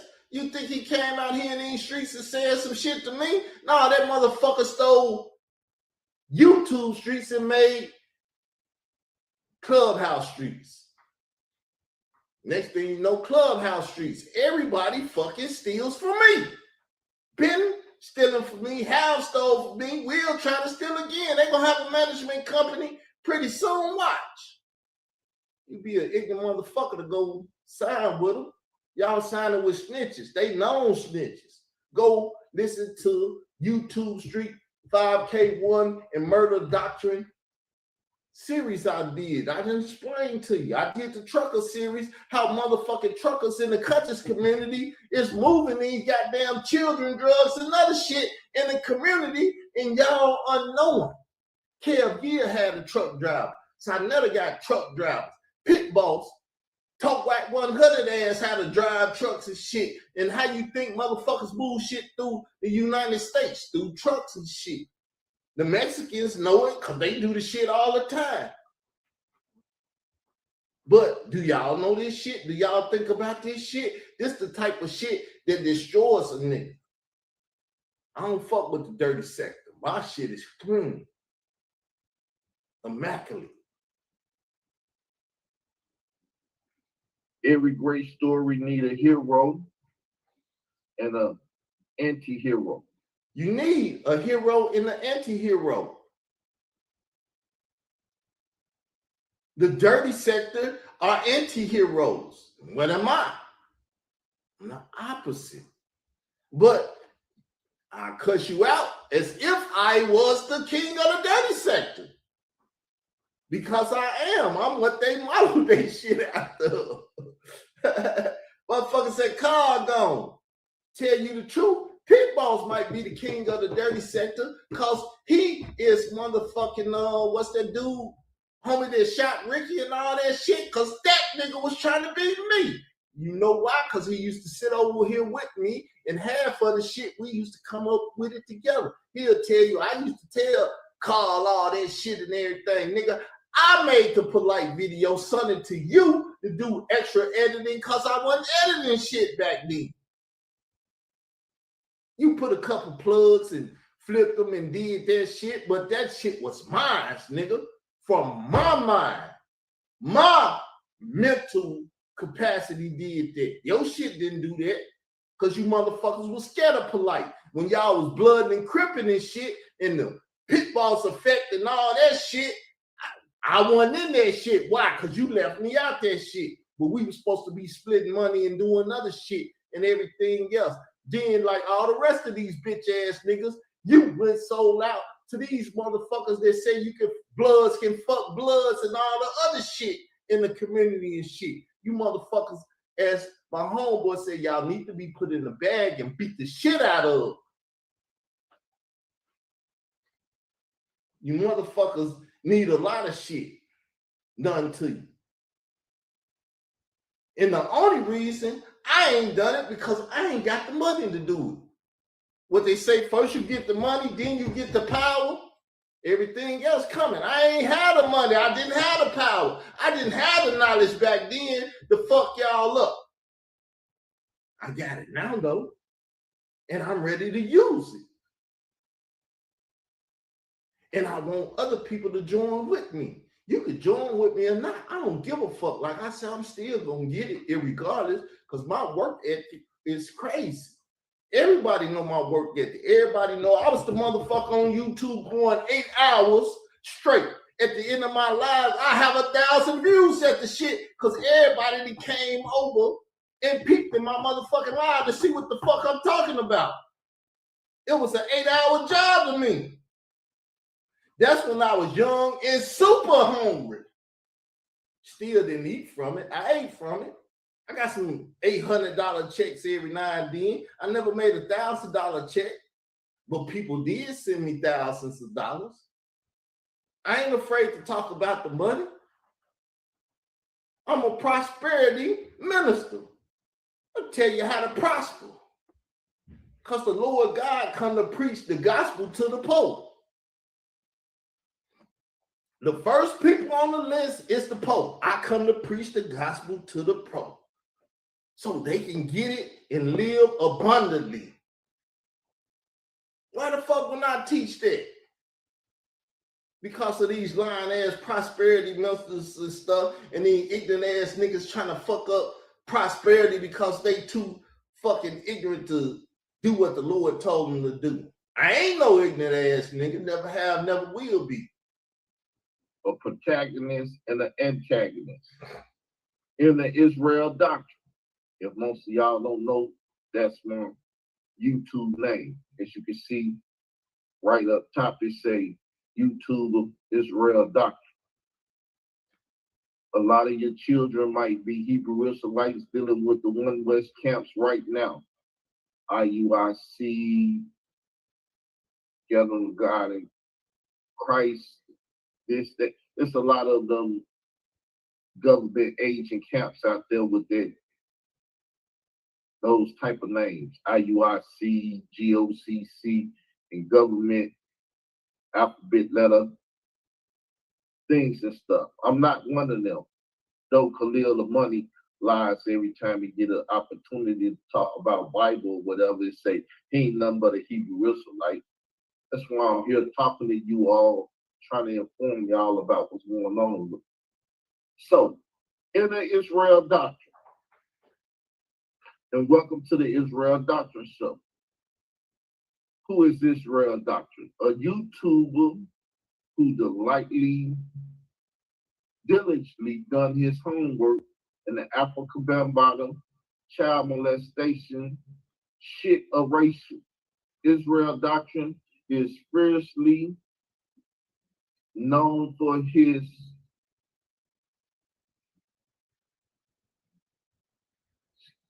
scathing rebuke of her son, Poppy Count narrative of events. See, this is what the motherfucking dirty sector want to be.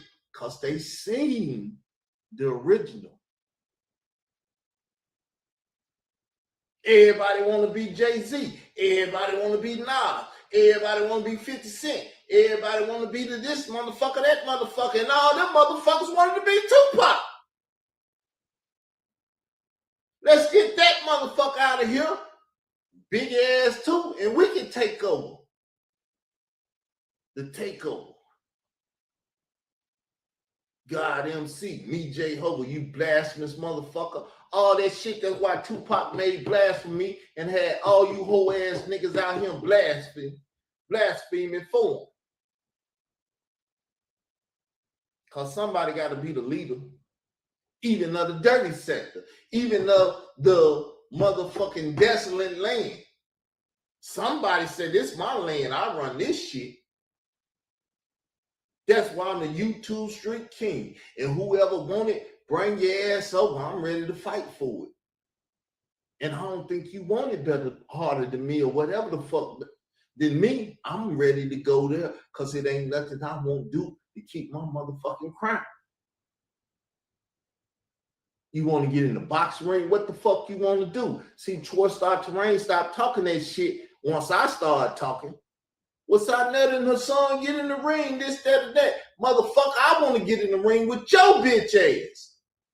But your bitch ass, just like them white boys, you talk a lot of shit and run ignorant ass niggas, but I ain't no ignorant ass nigga. I'm that motherfucker you gotta hang in a tree, and while you hanging me, I'm bury me upside down and kiss my ass when you do kill me, nigga. That's the mentality that I got in me. That's why I win. That's why I feel I'm winning. I don't give a fuck what you say. You can't prove me wrong.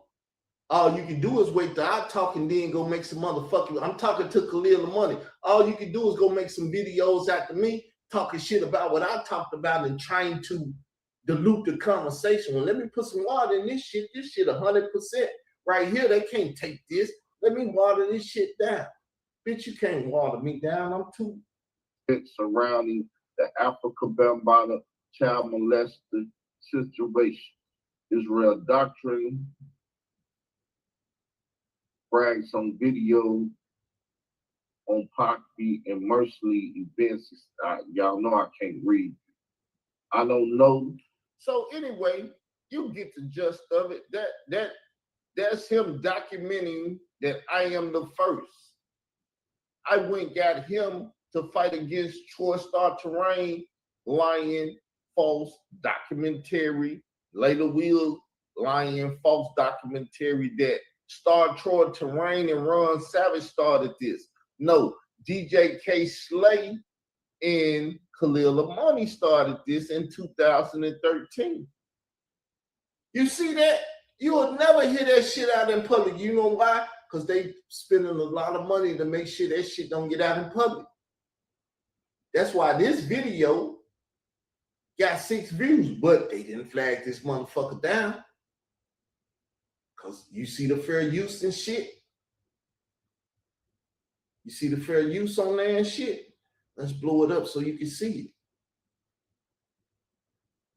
Took his thumbnail, and y'all know now, they flag people for thumbnails. I got a YouTube partnership, and I'm speaking on fair use. Matter of fact, let me put my motherfucking thing up there so they'll know. And you can flag me, you can do it, because if you take this motherfucking YouTube channel, bitch, you're going to jail.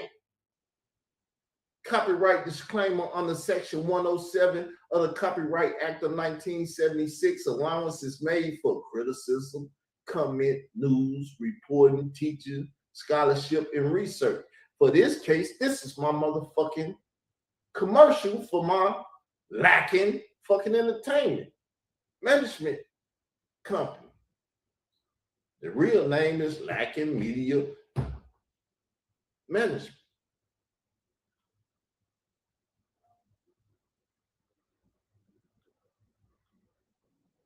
Khalil the Money would tell you this, but they're gonna try to stuff him. They're gonna try to shut his mouth so he can't do it. So people like me, Hassan, and everybody that knows his Sarnetta, they speak on it. He likes that because it puts him in a position that's lovely for him. But let's move on. We got more. So now I'm probably gonna play audio and stuff that I don't want to show the video on. So audio. Yeah. So Do you have other siblings outside of slaves? nah. Just us enslaved. And we would we call Smoke our brother, Smoke, because Smoke was Slave's right-hand man. Yeah, Smoke. So this is the Twin Towers, K-Slate twin brothers, who really are nobody, just butts in the industry, and they probably too knit up to get a place in the industry. You find them in different places, taking pictures with celebrities. So you see this? I'm talking shit about DJ K's twin brothers, because you know where he went and where I seen him at in real life. He was over there with Battle Truth. The nigga that sit up in the judge robe and all that shit, hip hop, battle rap shit, Battle Truth. Me and him had a cool relationship. He know every motherfucking thing, but he tried to come at me like I was a bitch and treat me like I'm a bitch or something, because he is plugged in Chicago with what the GDs or whatever the fuck he plugged with, and he think I'm a bitch ass nigga that he can run over. I just left the nigga alone because we was debating this shit, and he wanted to go with the Trinity and shit. He wanted to go with the Roman Catholic Church that be fucking children and shit and everything. And I'm a nigga that's against all that shit. Go look on this motherfucking channel. I bet you he didn't take Israel Doctrine off. I bet you can hear the debate. And if you can't, Israel Doctrine got it. See, I had to document my whole motherfucking history because these motherfuckers was chasing up behind me and shit. I needed history report to show the world, look how I done fucked them up and everything. You ain't seen it, but I got it, baby. I can do the documentary. I can show it. It's a money-making opportunity. You can make money off of good shit or bad shit. The best thing to do is to make it off the good shit. But if motherfuckers give you lemon, I need some lemonade. I need some lemon cookies. I need some lemon cake. I need lemon whatever the fuck, because I know they gave you a bunch of lemons. And hey, I'm a motherfucking process them bitches and do what the fuck I do with them. Can teach you to do the same thing so you won't be lacking out here in these YouTube streets. Any of y'all can do it if you had a relationship with someone like K Slate, which was their brother. You can just pop up on anybody and get a picture and stuff. But let's listen to him. Smoke, Smoke, yes, you know, Smoke with Little Smoke with that you know him from that was on Randall's Island a couple of days. Yeah, Smoke. Yeah. Them and Slate grew up when they was 11 years old together. Yeah. So that's him talking to Sarnetta cousin. Never forget that Sarnetta and 10 Toes Down are island boys. Their family. And they think they run a good portion of these YouTube streets and narratives and stuff that goes on. That's why you just seen people like Global Gangsters, JoJo Capone over there, cause her son once said he was gonna send him off to kill me. Yes, I was speaking Chicago slang. Send him off like he's a dum-dum. He weaved it. He riding around on the boat on the islands and shit, talking shit about me when I had a stroke. I'm in the islands doing what the fuck I'm doing and shit. Motherfuckers out having strokes and shit, trying to make fun of me. But if you don't know about me, you don't get the joke. But when you the motherfucker that the joke is about, you get the joke. See what I'm saying?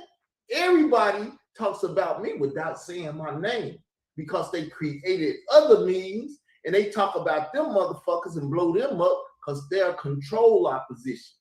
They are motherfuckers that's family and friends with them motherfuckers. They're in a motherfucking fraternity or sorority or whatever the fuck with them. So, hey, y'all, we gonna work this shit out. We gonna get on here and act like we fighting this shit and make YouTube money. That's called racketeering and shit.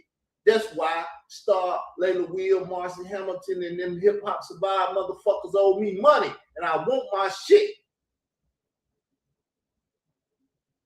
Because the law said I can get my shit for what y'all doing. Because if you don't give me my motherfucking money, you're going to get your ass put in jail for this criminal shit that you done did here. But I don't want to speak on that no more. Y'all hear me? And I tell you what, we're in the middle of the year. You got to the end of the year to respond. If you don't, next year is going down. You know why? Because Trump is doing what he needs to do to bring a past what needs to be done. But I ain't got no more to say. You do what the fuck you want to do. You was forewarned. Stated that before. JoJo have been entered the picture.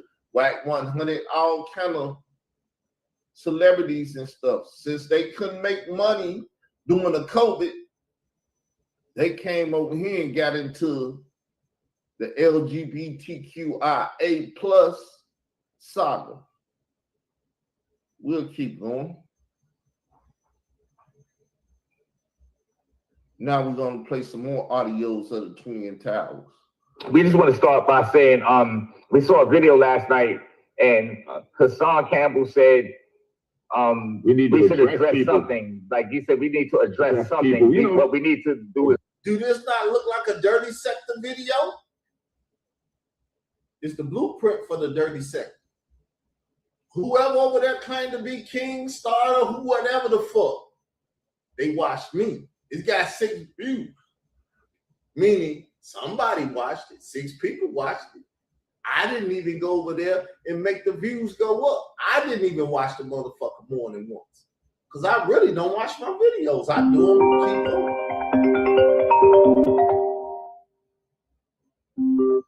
You hear what I'm saying?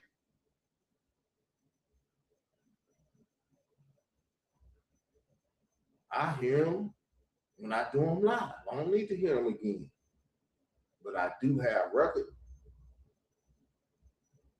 So I can play them for you all that never heard because I'm shadow banned. It is a thing, but I don't really think I'm shadow banned. I think they got some motherfucker inside Google that they pay to make sure my shit don't move.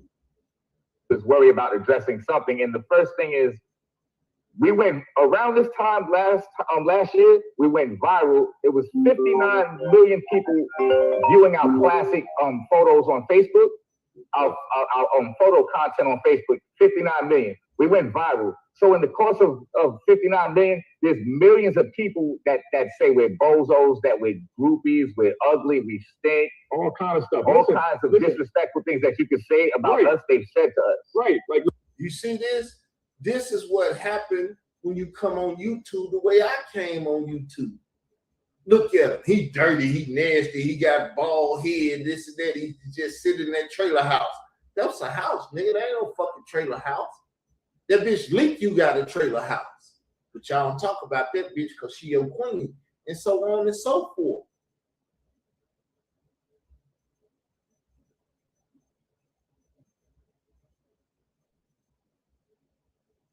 Look at that.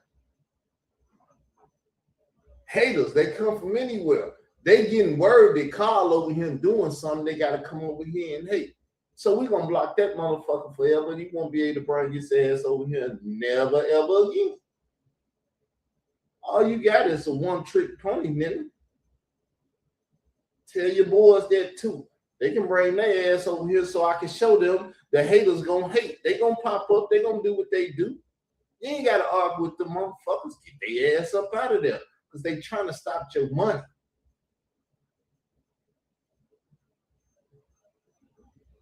Let me put his ass on the screen. They trying to stop your money. They know you gonna get paid. Well, he already up on the screen. I can take it down. They gonna come out of nowhere. I'm surprised they ain't sent them mob over here already, but they're afraid because people are watching. People are watching, and I'm gonna leave that shit up there. I got rid of him. I don't think he even blocked forever now. Let me see, make sure it says blocked. Oh, let me see. Make sure he blocked. If he ain't, fuck him. We ain't gonna worry about him. Carl don't worry about that shit. You can't shit on me. I'm the nigga that sits over you and shit on you. You think Donald Trump flew through New York and dropped all that shit on everybody? No, nigga. I'm the one that talked that shit, because even Donald Trump took some of my lessons. Y'all think I'm lying. I'm for real. I'm serious as a heart attack. Even Donald Trump then watched me and been like, I'm going to do a motherfucker like that. Don't believe me. Listen, like, if you look even within the last 24 hours, look at the video that you put out, and then look at the video that Hassan Campbell put out. Just look in the comments alone. Yeah. All kinds of stuff. People say this, people say, you know, they're dirty, they're ugly, they're doesn't like them. K-Slade never fuck with them. They wait in front of buildings for celebrities. They wear sketches. They're groupies. Their teeth is messed up. They have hair loss. Felon kingpins that got out of jail and shit. He told them. K-Slade told him. Hold up. With this video right here, I know y'all can't really see it and stuff and everything, but it is what it is. So we're gonna take it off the video and play the audio. Shall we begin? Shall we begin? Now, let me address K-Slade twin brothers real quick. I don't really have a problem. I don't care if you dudes take a picture with Africa Bambaataa. If you can look yourself in the mirror, like I said, right? Those allegations with that man been going on for over 40 years. Now, anybody with common sense knows that where there's smoke, there's fire. Most of the pioneers that made a video, you done seen Melly Mel speak, you done seen Peter Gunn speak. More than enough people have spoken on the situation. It is what it is. If your lack of integrity would allow you to actually get in a photo with him, it is what it is. I personally don't care because nobody in hip hop cares about you. So, you notice what he's saying? He's been in pictures with Africa Bambaataa. Ron Savage has been in pictures with Africa Bambaataa, though they both say Africa Bambaataa touched them when they was young boys. They grown men in pictures with the guy that touched them sexually. Now, the twins are in the picture with him. He mad at the twins. Matter of fact, the twins in the picture with Bambaataa and Ron Savage. Now, them are K-Slade brothers. K-Slade called Khalil the money and told him to write the article that Bambaataa was gay and that he date raped the people. The twins may not know this. They might be ignorant of this. The twins are only in the public. So when Carl Lambert talk about K-Slade, we gonna put a case on him. And we need y'all to do it. because I've been talking about K-Slate. So they say, get his brothers out here so they can put a case on him if need be. See, they was trying to fearmonger me. You can't fearmonger a motherfucker that's walking around that's already dead. I died in 96. And yes, I sound like Malcolm X because Malcolm X was fighting the same shit with the Nation of Islam. Nation of Islam, you bring your ass over here. I ain't no respected person. Y'all can get it fucking too. Know that. I want you to know that.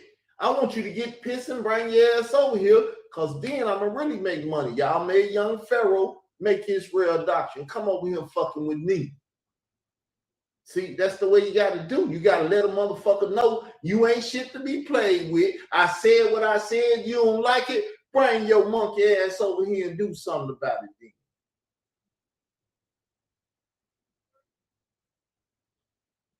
It's YouTube. I'm not worried about a case. But, hey, it is what it is. Soldier Boy. Now, who you might want to address, who made a video and made it clear that he felt like you guys were bozos, is my nigga Sub-Zero.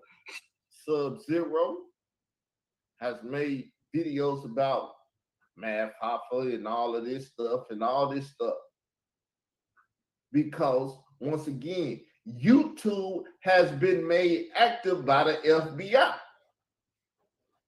Wack 100, Tekashi, Hassan, Whoop, Mad Hoffa, all these entertainers are entertaining y'all on YouTube. And a bunch of, excuse my French, bitch ass niggas has joined them. So you got a bunch of LGBTQIA plus individuals on YouTube. Now, I've been calling them bitch niggas for over 20-some years. I used to be in the Google back chat with all these bitch ass niggas. They love going over to Satnetta now and everything because bitch ass niggas group together. When you ask them for any type of competition, they run like hoes because they not mean. Anyway, they want to argue and fight with women. That's what Khalil Money do. He argue and fight with the sister I call the queen. See, she's saying, oh my God, not him again. That's the real YouTube street queen because I'm the YouTube street king. Nobody fucks with me about that. They might want to in the future. Nobody fucks with me about that because I am that I am. You see that? I've been saying that. The beef sector ain't never said shit to me, and I was fucking with the black sector before it became the dirty, I said beef sector, the dirty sector and shit. Called all them bitch ass homosexual and what you call them women? Lesbians out. I was calling all that shit. Homosexual preachers, all this shit that was over there. Calling their motherfucking ass out, talking shit about them, provoking them. Bring your motherfucking ass over here and fuck with me if you want to. I'll fuck one of you niggas up. And they said, no, we don't want none of that. On some Friday shit. No, we don't want none of that. See, I can play the Friday shit and stuff and make my shit even more entertaining. But I ain't got to do that. I just do what I do. Because I'm a attention economic major. I know motherfuckers like, what the fuck is that? When did you become that? When did that even exist? I created it. Because I knew how to get in attention. Through my entertainment company, Israel Doctrine. Fight with bitch niggas. I ain't give a fuck about fighting. We can fight over whatever the fuck you want to. You take that position, I take that position because everything need a hero and an anti-hero. Everything need a male and a female. That's why I went to Satnetta's and debated Dr. Mayades, but they gave her the motherfucking crown and gave her all kind of sponsorships to sell her books and all that shit. I was ignorant as fuck back then. I didn't have no business outside of Israel Doctrine Entertainment. I didn't know how to make money. I was a young nigga from Arkansas, went to California, went to Chicago, seen how the shit was being done and shit. But I wasn't around the drug dealers. I wasn't around the people that was hustling and doing all that shit. I couldn't learn that shit. I was in the conscious community though, and I knew how to fight, and I knew how to get attention in the fights and beat a motherfucker ass, fuck them up, and have their ass out here saying, I ain't never fucking with that boy again. Don't even, Satinetta got me blocked. I can't even go on this channel. He'll put the link up and I can't go in there. So he wouldn't have to kick me out because he know if I come up in there, I'm finna start some shit. Because them bitch ass niggas gonna do what they do, and this real ass nigga gonna do what he do. He could be making money, but he won't let me in there because he know I don't want that money because I'm gonna fuck around and get this nigga hot and he gonna get all the money. Hey, see, people don't think I'm willing to share. I'm willing to share. Watch when you go to lacking miniature management and shit and you get me to send you the paperwork. You hear me? And I'm gonna play some music because I hear somebody outside. I want to speak to them right quick about some things. Got some questions. So enjoy this. I'll be right back in the mood.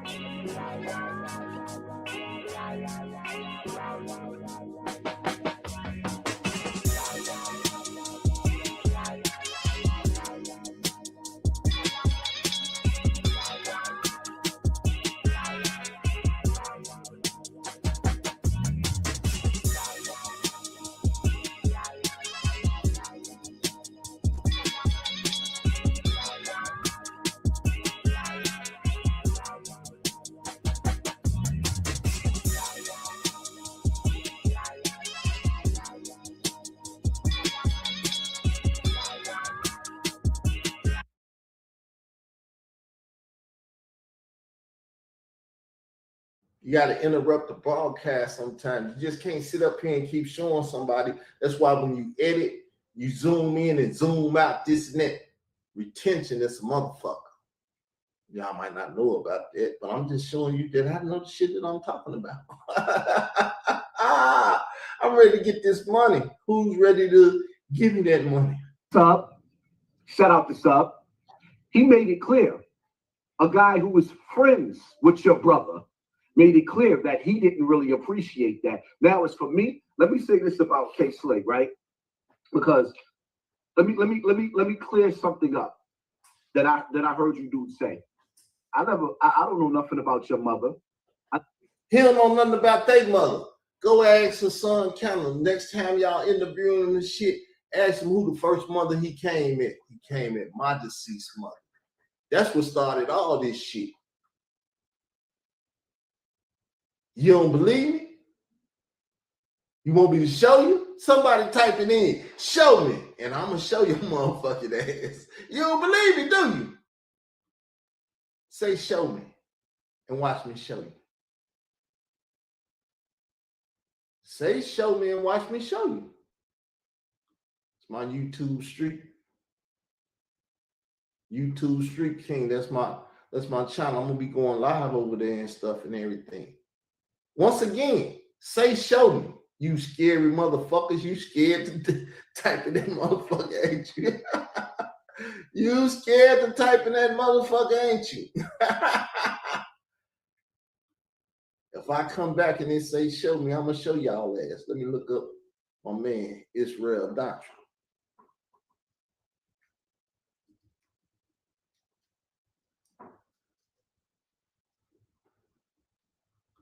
Nah, that ain't the Israel Doctrine I want. But see, all this shit, I made this. Meaning I can make your posters and do shit. We can market and promote you, my nigga. I got the ability. I just stopped showing motherfuckers. As y'all can see who up there. The Africa Bambaataa page has been blocked. Tour Star Terrain Later Wheels. All my enemies done blocked they shit, so I can't get it they bitch ass. I can't get the later pictures or whatever. Look at Khalil.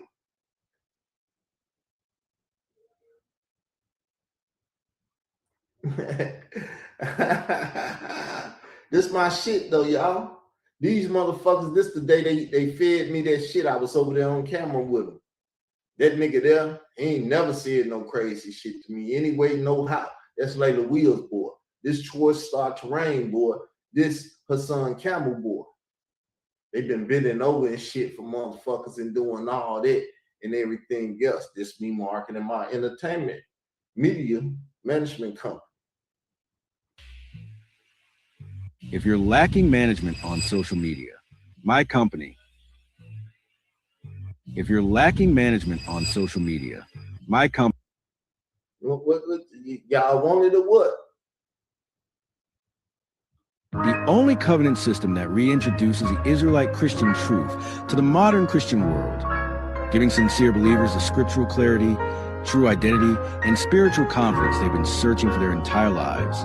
Even if everyone around you thinks you've gone too far, in just 90 days, guaranteed or your money back. See, I'm marketing and promotion. I'm trying to sell my shit. I got shit to sell. Khalil, sodomite ass. Brother Bowie. I call him Brother Bowie. Still my teacher. Still got love for him. But he a Hebrew Israelite. I'm not a Hebrew Israelite. This a bitch ass nigga tried to do me wrong. Here goes Pit Boss. Whack 100. Different shit. I got pictures up here. Because I make this shit happen.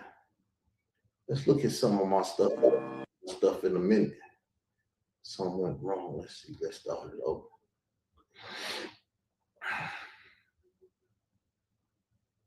I'm still going wrong. It's all good. We're going to go back and keep it moving. Let me see if I see. Show me. I got rid of that motherfucker. He probably would have said, show me. But let's get back to this Instagram thing. Right? YouTube Street Nightcaps. See, I do nightcaps. That was on Fat Joe.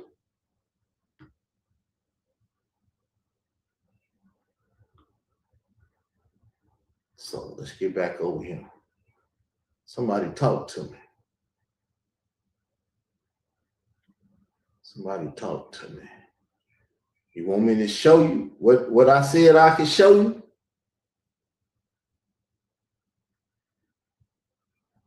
Y'all got to remind me. Y'all don't want to participate. Y'all can get the fuck away from him. See, that's the type of nigga I am. We either rolling together or you got to get the fuck away from me. This is when Layla Wheels, we already went to court. They had served me in court. She sent this dude after me.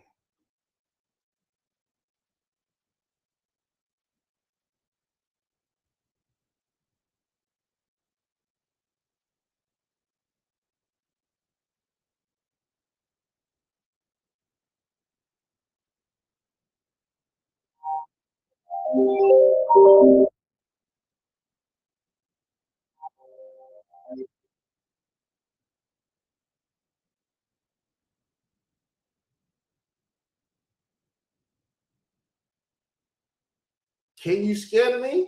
Motherfucker ain't scared me. You got a badge, a gun, and everything on right there, man. Fuck you. I've been served already. I've been served. Fuck you, really. I stayed on the other side of this track. I don't run from shit.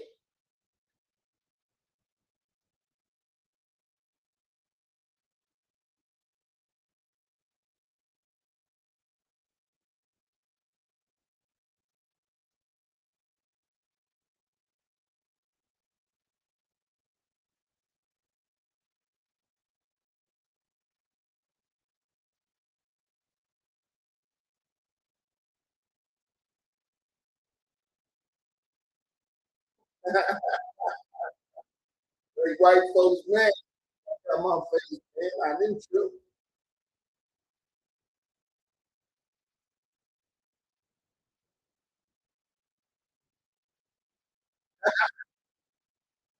Once again, what I said I could show y'all and shit.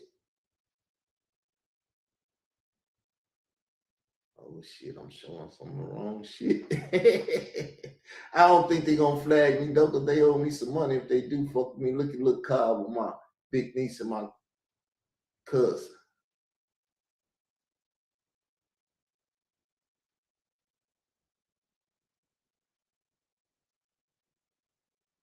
That's me in 534 West Division. Now what I say I can show y'all?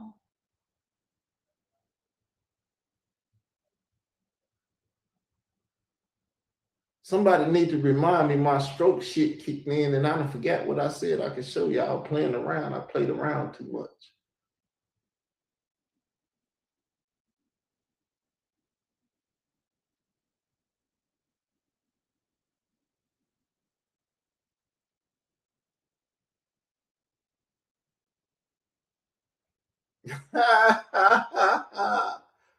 Hopefully they don't cause no friction, but I'm not a respected person. Fuck around, find out. Yes, Carl believe looking at pretty women, but I got a wife. But I got some pretty women and shit. That woman now, I just seen her again. I hadn't seen her for a long time. Y'all see that shit?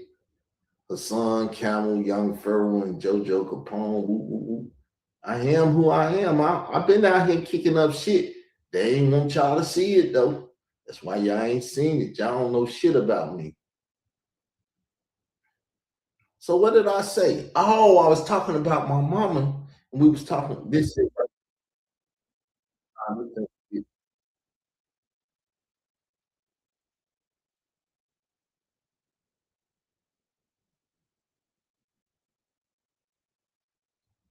We're gonna find her son talking about my mama. That's what I was coming over here to find. See there, Sarah Sue said it with Africa Bell Model.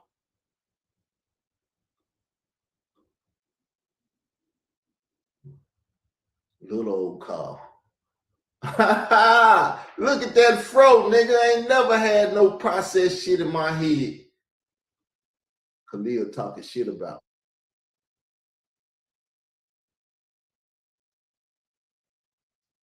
That's when I was learning now. See there? 7 subscribers, 20 videos up. Reloaded, Reborn. I was learning what I'm gonna teach y'all. That was my Reloaded, Reborn channel. I think they didn't took the Reborn channel. But yeah.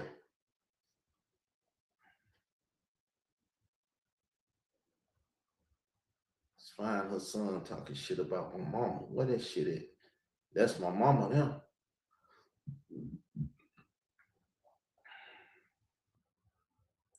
My mother and father, my mama and her sisters, me and my niece, me and my family. I ain't ashamed. My shit open. You want to go over there and fuck with it? Fuck with it, nigga, at your own risk.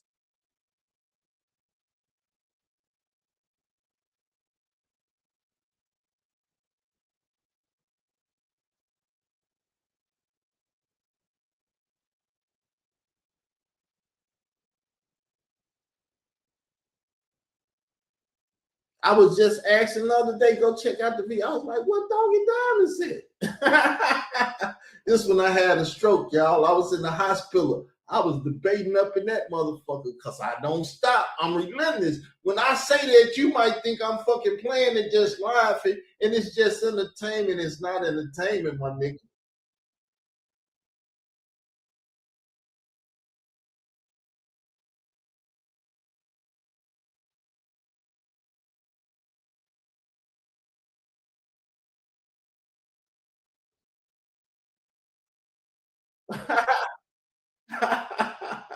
Nigga, I don't stop. I'm willing to do whatever the fuck I gotta do to accomplish whatever the fuck I gotta accomplish. Know that. Know that. It ain't a game when I say that. You think it's a game. You think I'm lying. You think I'm playing. I ain't playing. I'm serious as a fucking heart attack when I say this shit. This right here, that brother right there, that's Brother Marlon. He made me an elder. I'm an elder amongst Hebrew Israelites. But I left that Hebrew Israelite shit. I'm the man. Carl, you ain't no Hebrew Israelite? Hell no, I had to leave that shit alone. Now, let's find her son talking about my mama. I think I got the video where he talking about this car, mama here in the yard and all that shit. Her son is Jojo Capone. Dangerous, trolling Chicago rapper. Jojo Capone new video and shit. He thought I was scared of JoJo. I go to Chicago, shit, I ain't scared of nobody from Chicago. I ain't fucking with nobody from Chicago, but I'm most definitely not running from no motherfucking body. You got guns, I got guns too. You got switches, I go get one off the tree too. Whatever the fuck we got a need to do to take care of what the fuck we gotta do or need to do. See, I've been YouTube Street King. This 2001. That's why the dirty sector is this, that, and the other, because they couldn't take YouTube Street King. Now, what that motherfucker talking that shit at?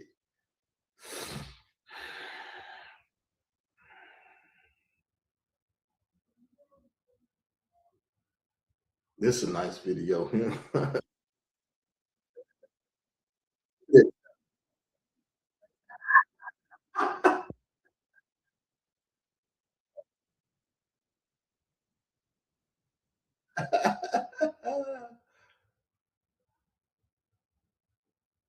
We gotta get to her son shit. Let's see if I can find it.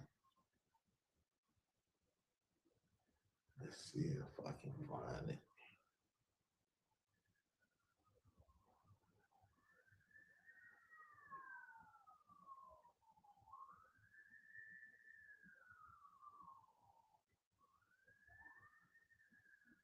Let's see if I can find it. I can't find it, y'all.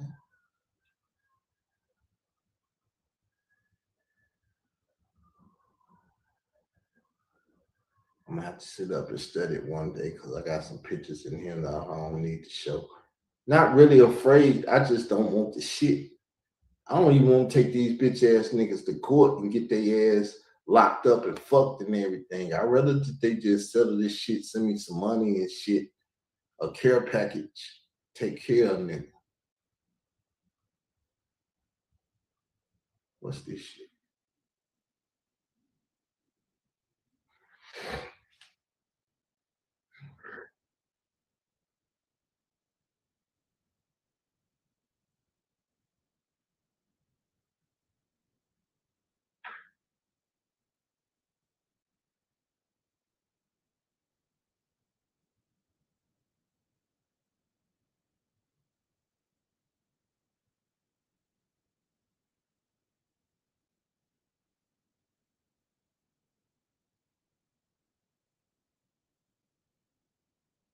That's why I reloaded. Well, because motherfuckers didn't caught bodies. I hate this sister up there. I just seen her on Facebook, but I don't fuck with her.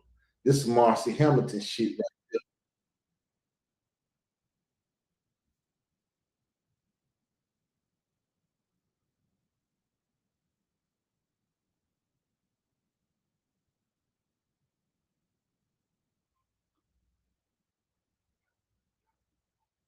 See, I've been dealing with this shit.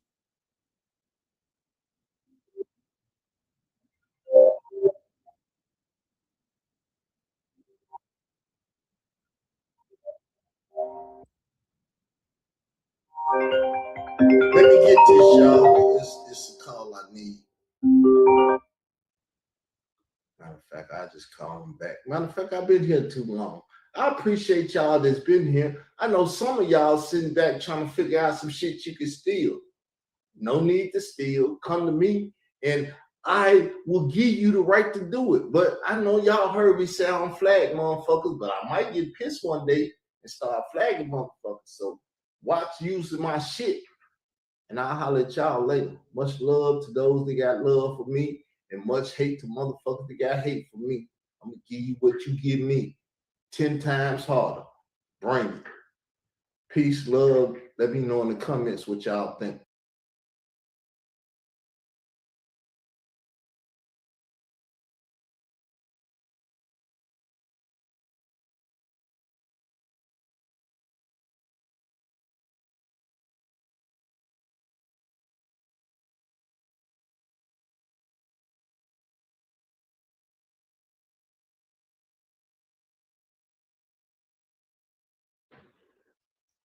Peace, everyone. How you doing? Welcome to the podcast. And I got to tell the world today on this podcast that the truth about Israel Doctrine, YouTube Street King. I got to tell them the truth about that. And we're on Instagram. In the dirty sector, we're talking about the dirty sector and everything. Who created it and everything. We're going to get to it. We're going to get to all the dirt today, all the nitty and gritty and stuff. We're going to show you how her son came up, how they created her son, all of that. So give me a set, one set. Motherfuckers just want to bring you down, bring you down, jealous motherfuckers.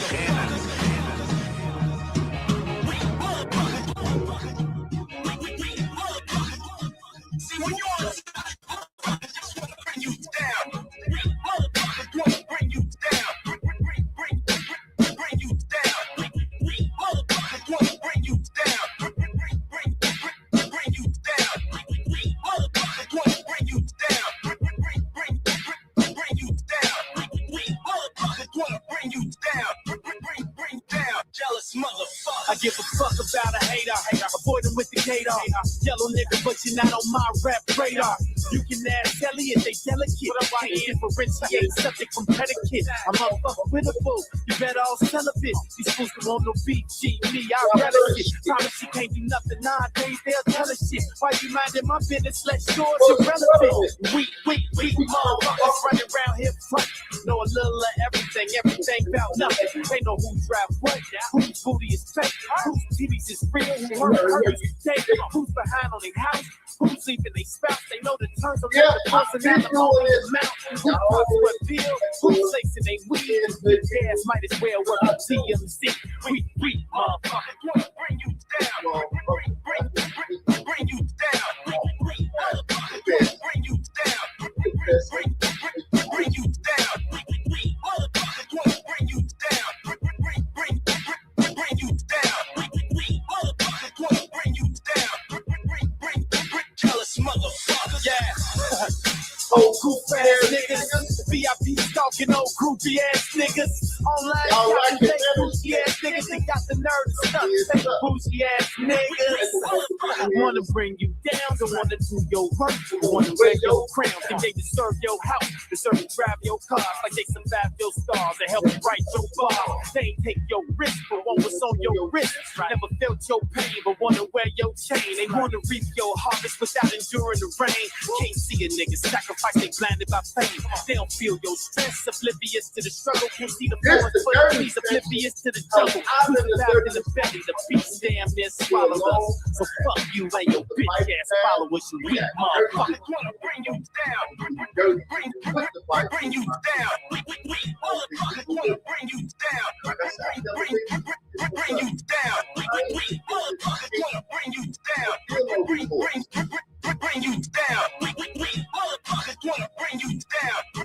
Bring jealous motherfuckers. And now we got people out here like, why you got your Machiavelli? Why you doing this? Why you doing that? Why you doing that? I can tell you exactly why I'm doing what I'm doing.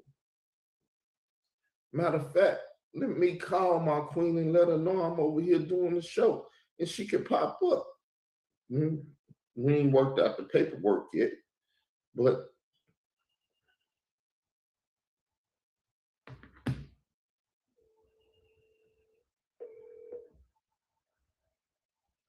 let me call her. So,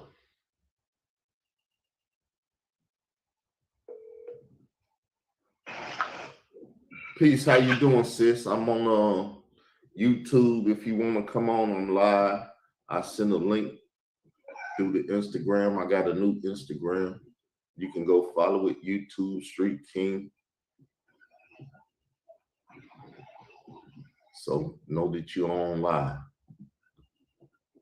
What am I coming on? What are you talking about? I'm on YouTube doing a stream. You can come over if you like. I heard that. I said, what was you talking about? Nothing else. It don't matter what I was talking about. It don't matter. Come on the stream and whatever what I was talking about, we'll talk about.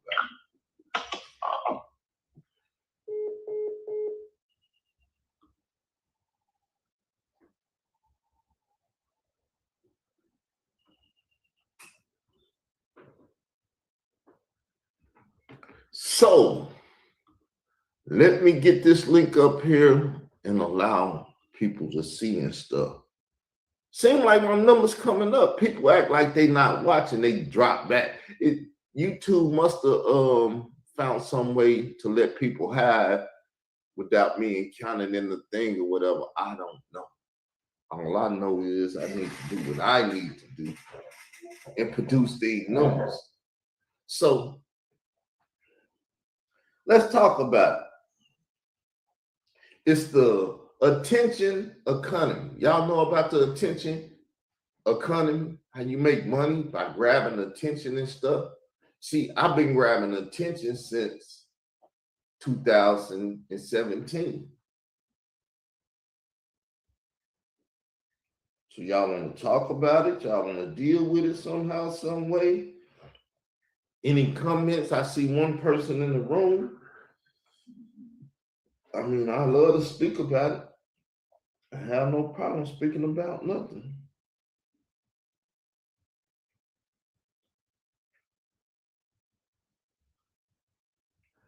It's the link is in the side chat though. I have no problem speaking about nothing.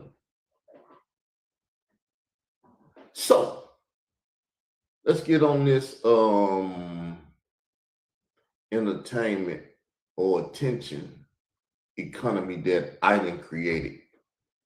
I'm the king of it. I'm the YouTube street king. I keep on my YouTube street king channels and stuff. Queen here. Peace. How you doing this morning, Queen? Hey. I'm trying to educate the world about this new economy market that's on YouTube that they don't know nothing about. So since I created it, I believe I'm one of the authorities of it. So I need to get out here and show my authority in this new attention economy. You ever heard that word used before? What, a comedy? Attention economy. Mm-hmm. You done heard attention economy used before? I ain't the mecca of it. I've heard it being used before, yes. Oh, so people know about it. They didn't know who the king was. The king didn't know about it, huh?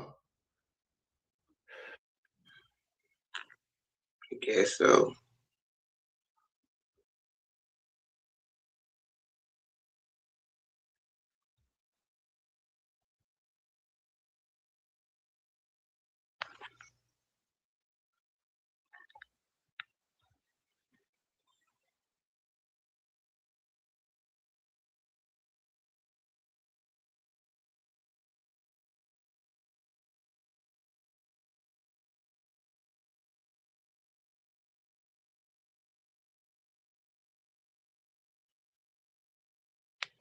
So I'm gonna assume he walked away or something.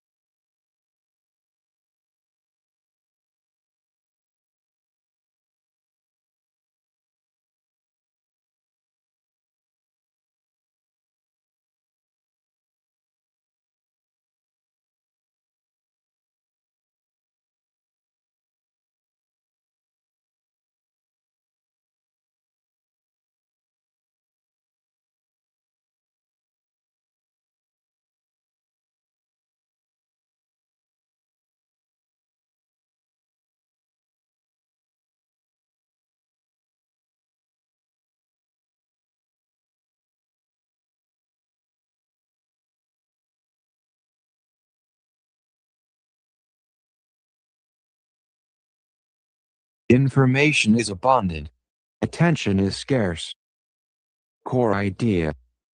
Every notification, YouTube thumbnail, TikTok clip, email subject line, ad, headline, and social media post is competing for a limited amount of your focus. Because people only have 24 hours in a day, finite mental energy, limited focus span.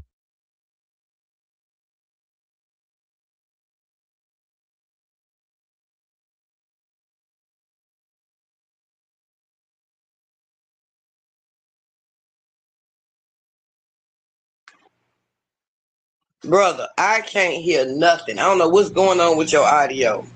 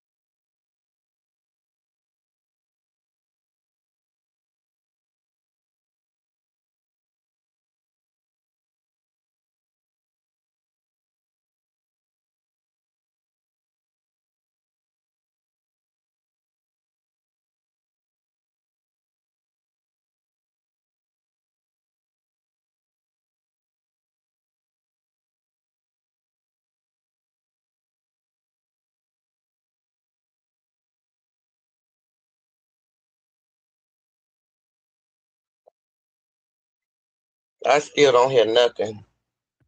Can you hear me now? Now I can hear you, yes. Oh shit. I still don't hear nothing. Can you hear me now? That's why I got devices around me, but yes, when the problem happened, I appreciate you. I thank you. See, you say the whole damn show. If you weren't up here, I wouldn't have known shit. Well, you did that yesterday too, I believe. I still don't hear nothing. Your show did the same thing yesterday. Hold on. Yeah, they see me. YouTube know I'm heating up. And they know what I'm trying to say is you did a show. I don't know if it was yesterday or the day before yesterday. You were just sitting there and nobody heard nothing you were saying. So I was sitting here because you started talking and you just went completely out. I had thought you walked away. That's why I got quiet. And I'm like, hello? So yeah, that's on your end, but I'm glad you got it. You know what might be happening? Let me go into my guts right quick and fix it. I might have speech on, recognize my speech, and it's hearing me say something and it's doing it, and I don't even know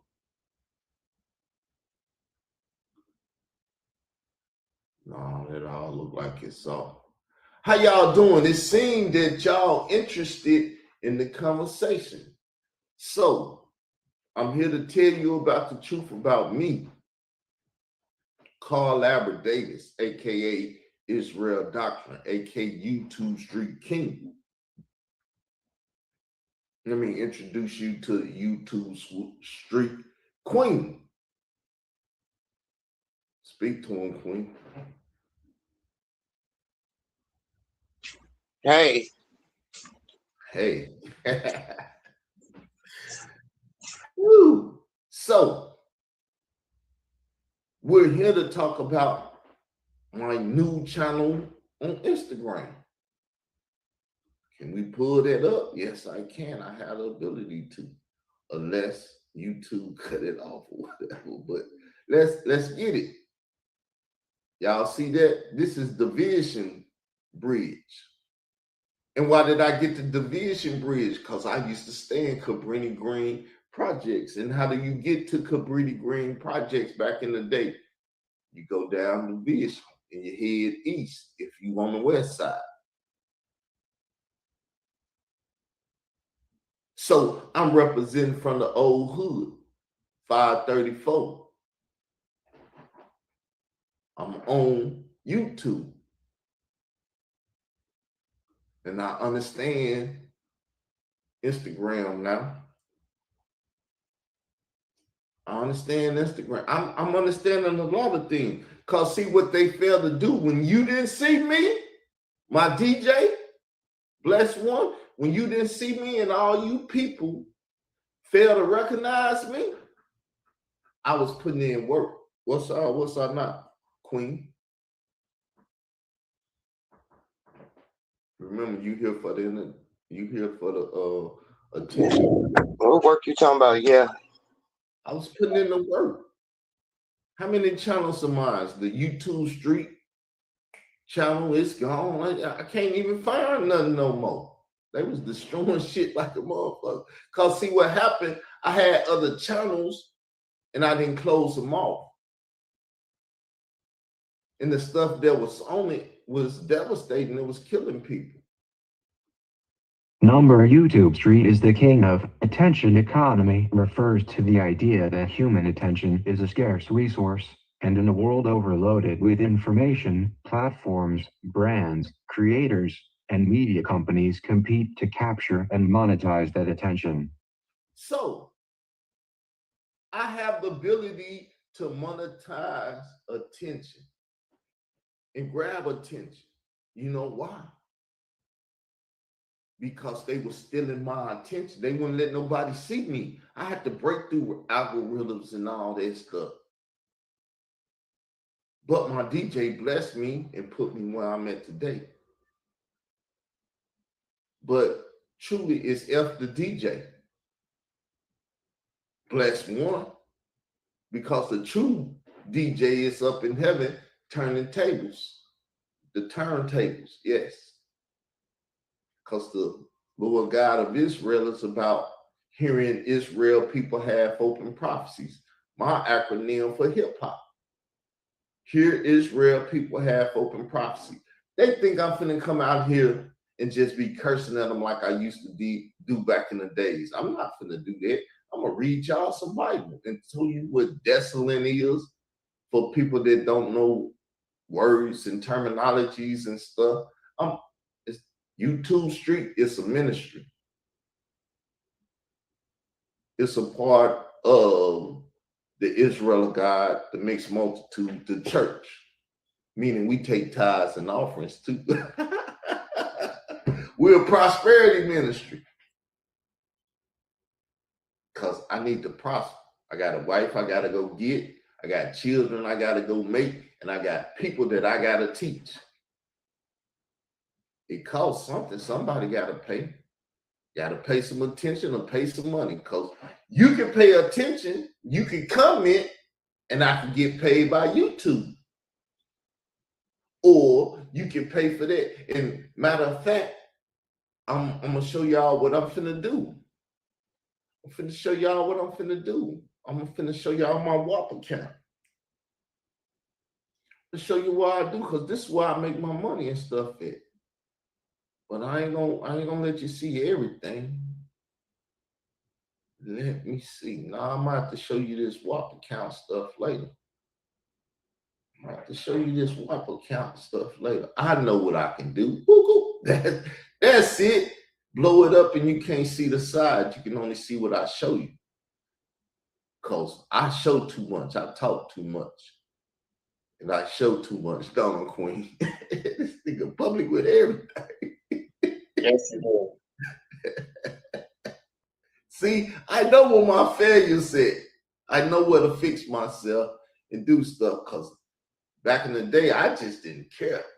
And when you don't care, that's the worst one. See, this is my account. Now I got this. This is a part of just ministry and everything. I got a handful of things in that account. Then this right here is what I'm doing now. $45, 3 months to pay it. Y'all know how much that is? 3 months to pay. That means you got how much to pay a month? $15 is the payment a month. And you get the laws, statutes, and commandments and stuff. I'm going to give y'all the laws, statutes, and commandments of the YouTube street ministry, which is a prosperity ministry. So you can prosper. See, I didn't have all this back in the day. I had to go through a lot to receive all this wisdom, knowledge, and understanding I have on things. So I wouldn't be like the conscious community of the past. There's a new conscious community out here, if y'all don't know. Israel Doctrine has a conscious community. It's the Israelite Christian conscious community. And I know y'all mamas and grandmamas and all our elders used to get beaten and everything, and y'all said the white men beat Christianity into us. They beat Christianity out of us and start teaching us their Christianity. I hate the generic term Christianity. It's all types or brands of Christianity. Roman Catholic,